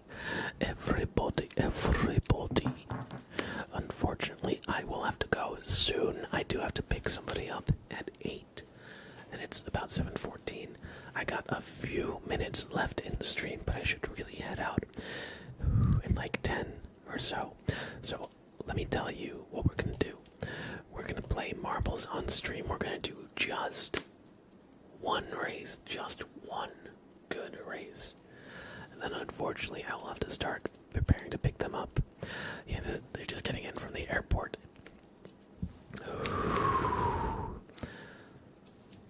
Some of my relatives. But don't worry, usually we do 3-hour streams today. Bit of an extenuating circumstance. But these things happen, you'll see, these things happen. They want to see New York City. They want to see New York City. Alright, let's do.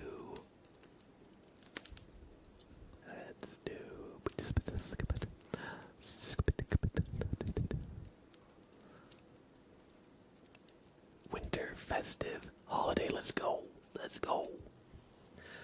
Let's freaking go. Thank you, y'all. I appreciate that.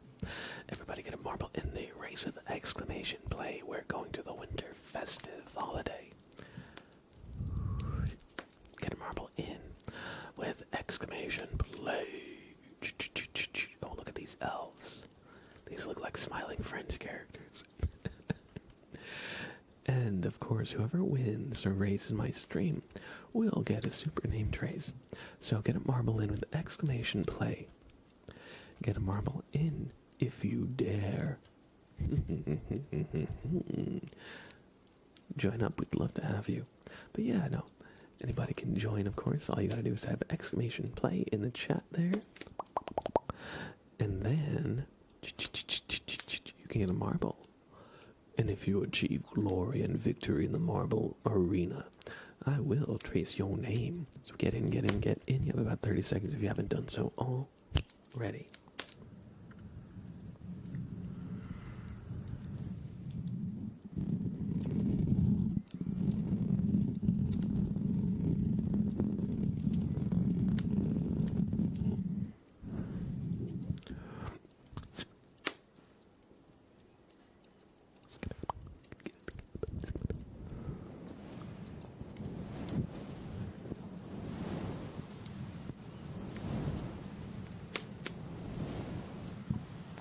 And the race is off. Good luck, everyone. Yes, good luck. Got Winters in the lead. How fitting that Winters would be wintering on a winter map. Sorry, that was terrible. I don't know why I said that.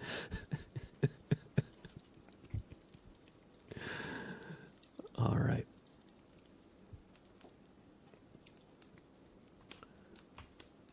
Just Loopy is now in the lead.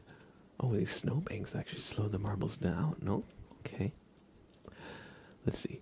Alright, Just Loopy and Thunder are heading into the elf zone. I think they're having a snowball fight. Oh, yeah, oh, you are the snowball. You're gonna take out this elf. You're gonna take out that elf. Oh my god. Oh my god. This Marble's violence. So bad of a joke, it got me to go back, yo, for real. Your Marble's like, I don't want to be wintering anymore. I'd rather not winter, you know. Sorry, I said it again. Terrible joke. I don't know why I repeated it. General Balmy in the lead. Thunder in second place, Just Loopy, and the rest of the pack following behind. I'm not exactly sure where the finish line is or how close we are to it. I think General Balmy is pretty close though. Let's see, General Balmy, followed by Thunder, followed by Just Loopy. Alright, where is this portal going to take us? Oh, alright, General Balmy wins. You go become a star. Oh no, somebody destroyed one of the ornaments. Winter's destroyed no. Now we're destroying the Christmas. Oh my god, I destroyed 2 of the orange ornaments. I'm the Grinch. Gamer chicken, no. Good game, everybody. Good game. Thanks for playing some marbles with me. Oh no. David Van Housen. David Van Housen is... Okay. You're still creeping up forward. I thought they were stuck completely. Oh no. Oh no, the fire. The fire. David.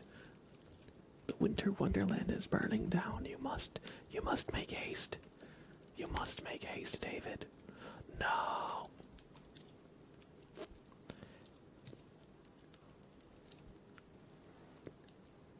He's dead, Jim. He's dead. He's dead. Congratulations, General Balmy, for winning this marbles race. We're going to give you a name choice, and then we're going to head out for the night. Thank you for playing. I appreciate that. And everybody who came in with the Ida Kim raid, thanks so much for still being here. I appreciate you. If you don't know me, you can call me Blab. Mr. Blab, if you're really feeling formal, you don't have to though. Blab is fine. But yeah, I stream ASMR as well. I have a very cute kitty cat who's currently in the other room, probably taking a nap. And yeah, I hope you enjoy your time here. Get some fun conversations, relaxation, and everything. General Balmy wins, so they're getting a super name trace. G E N R A L General underscore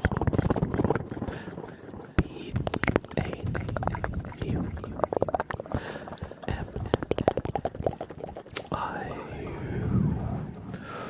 General, Palmy. I hope you enjoyed this super name trace. Thanks for playing marbles.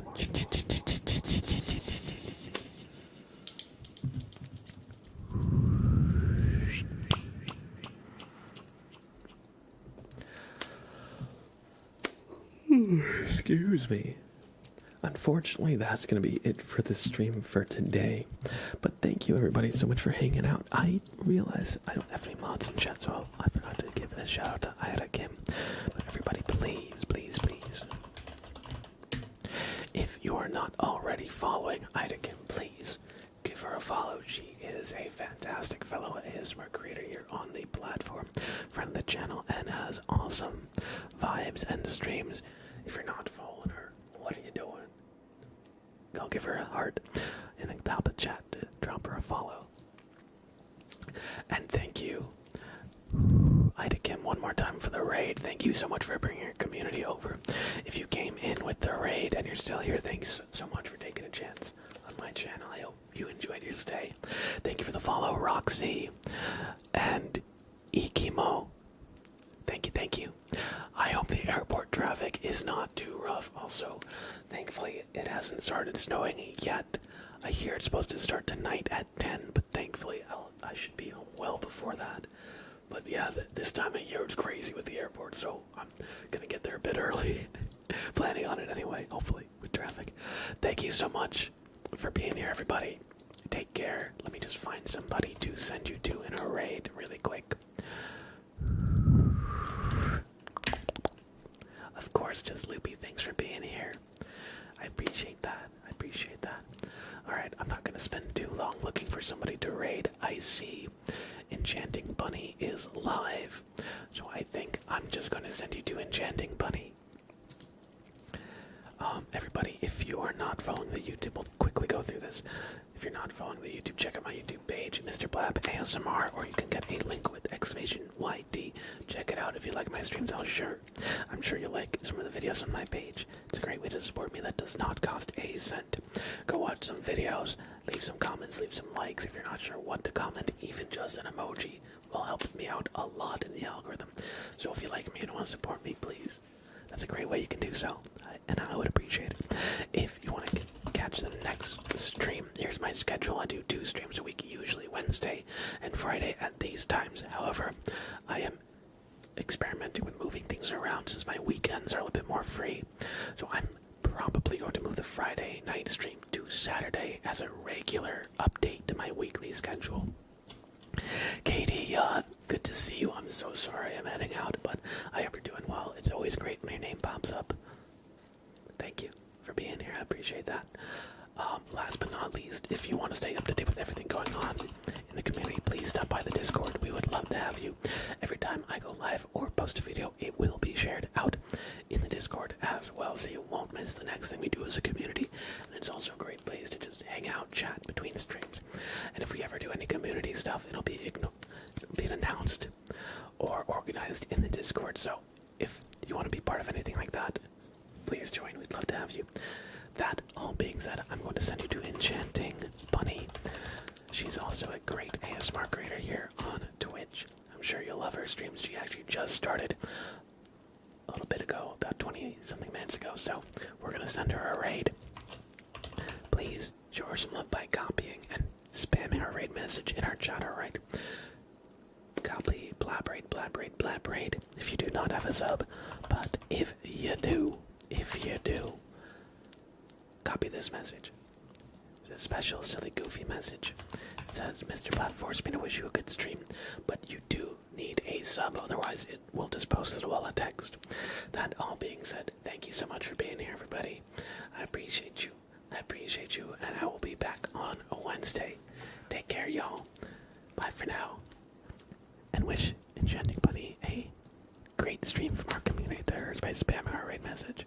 Okay, bye guys, I'll see you soon.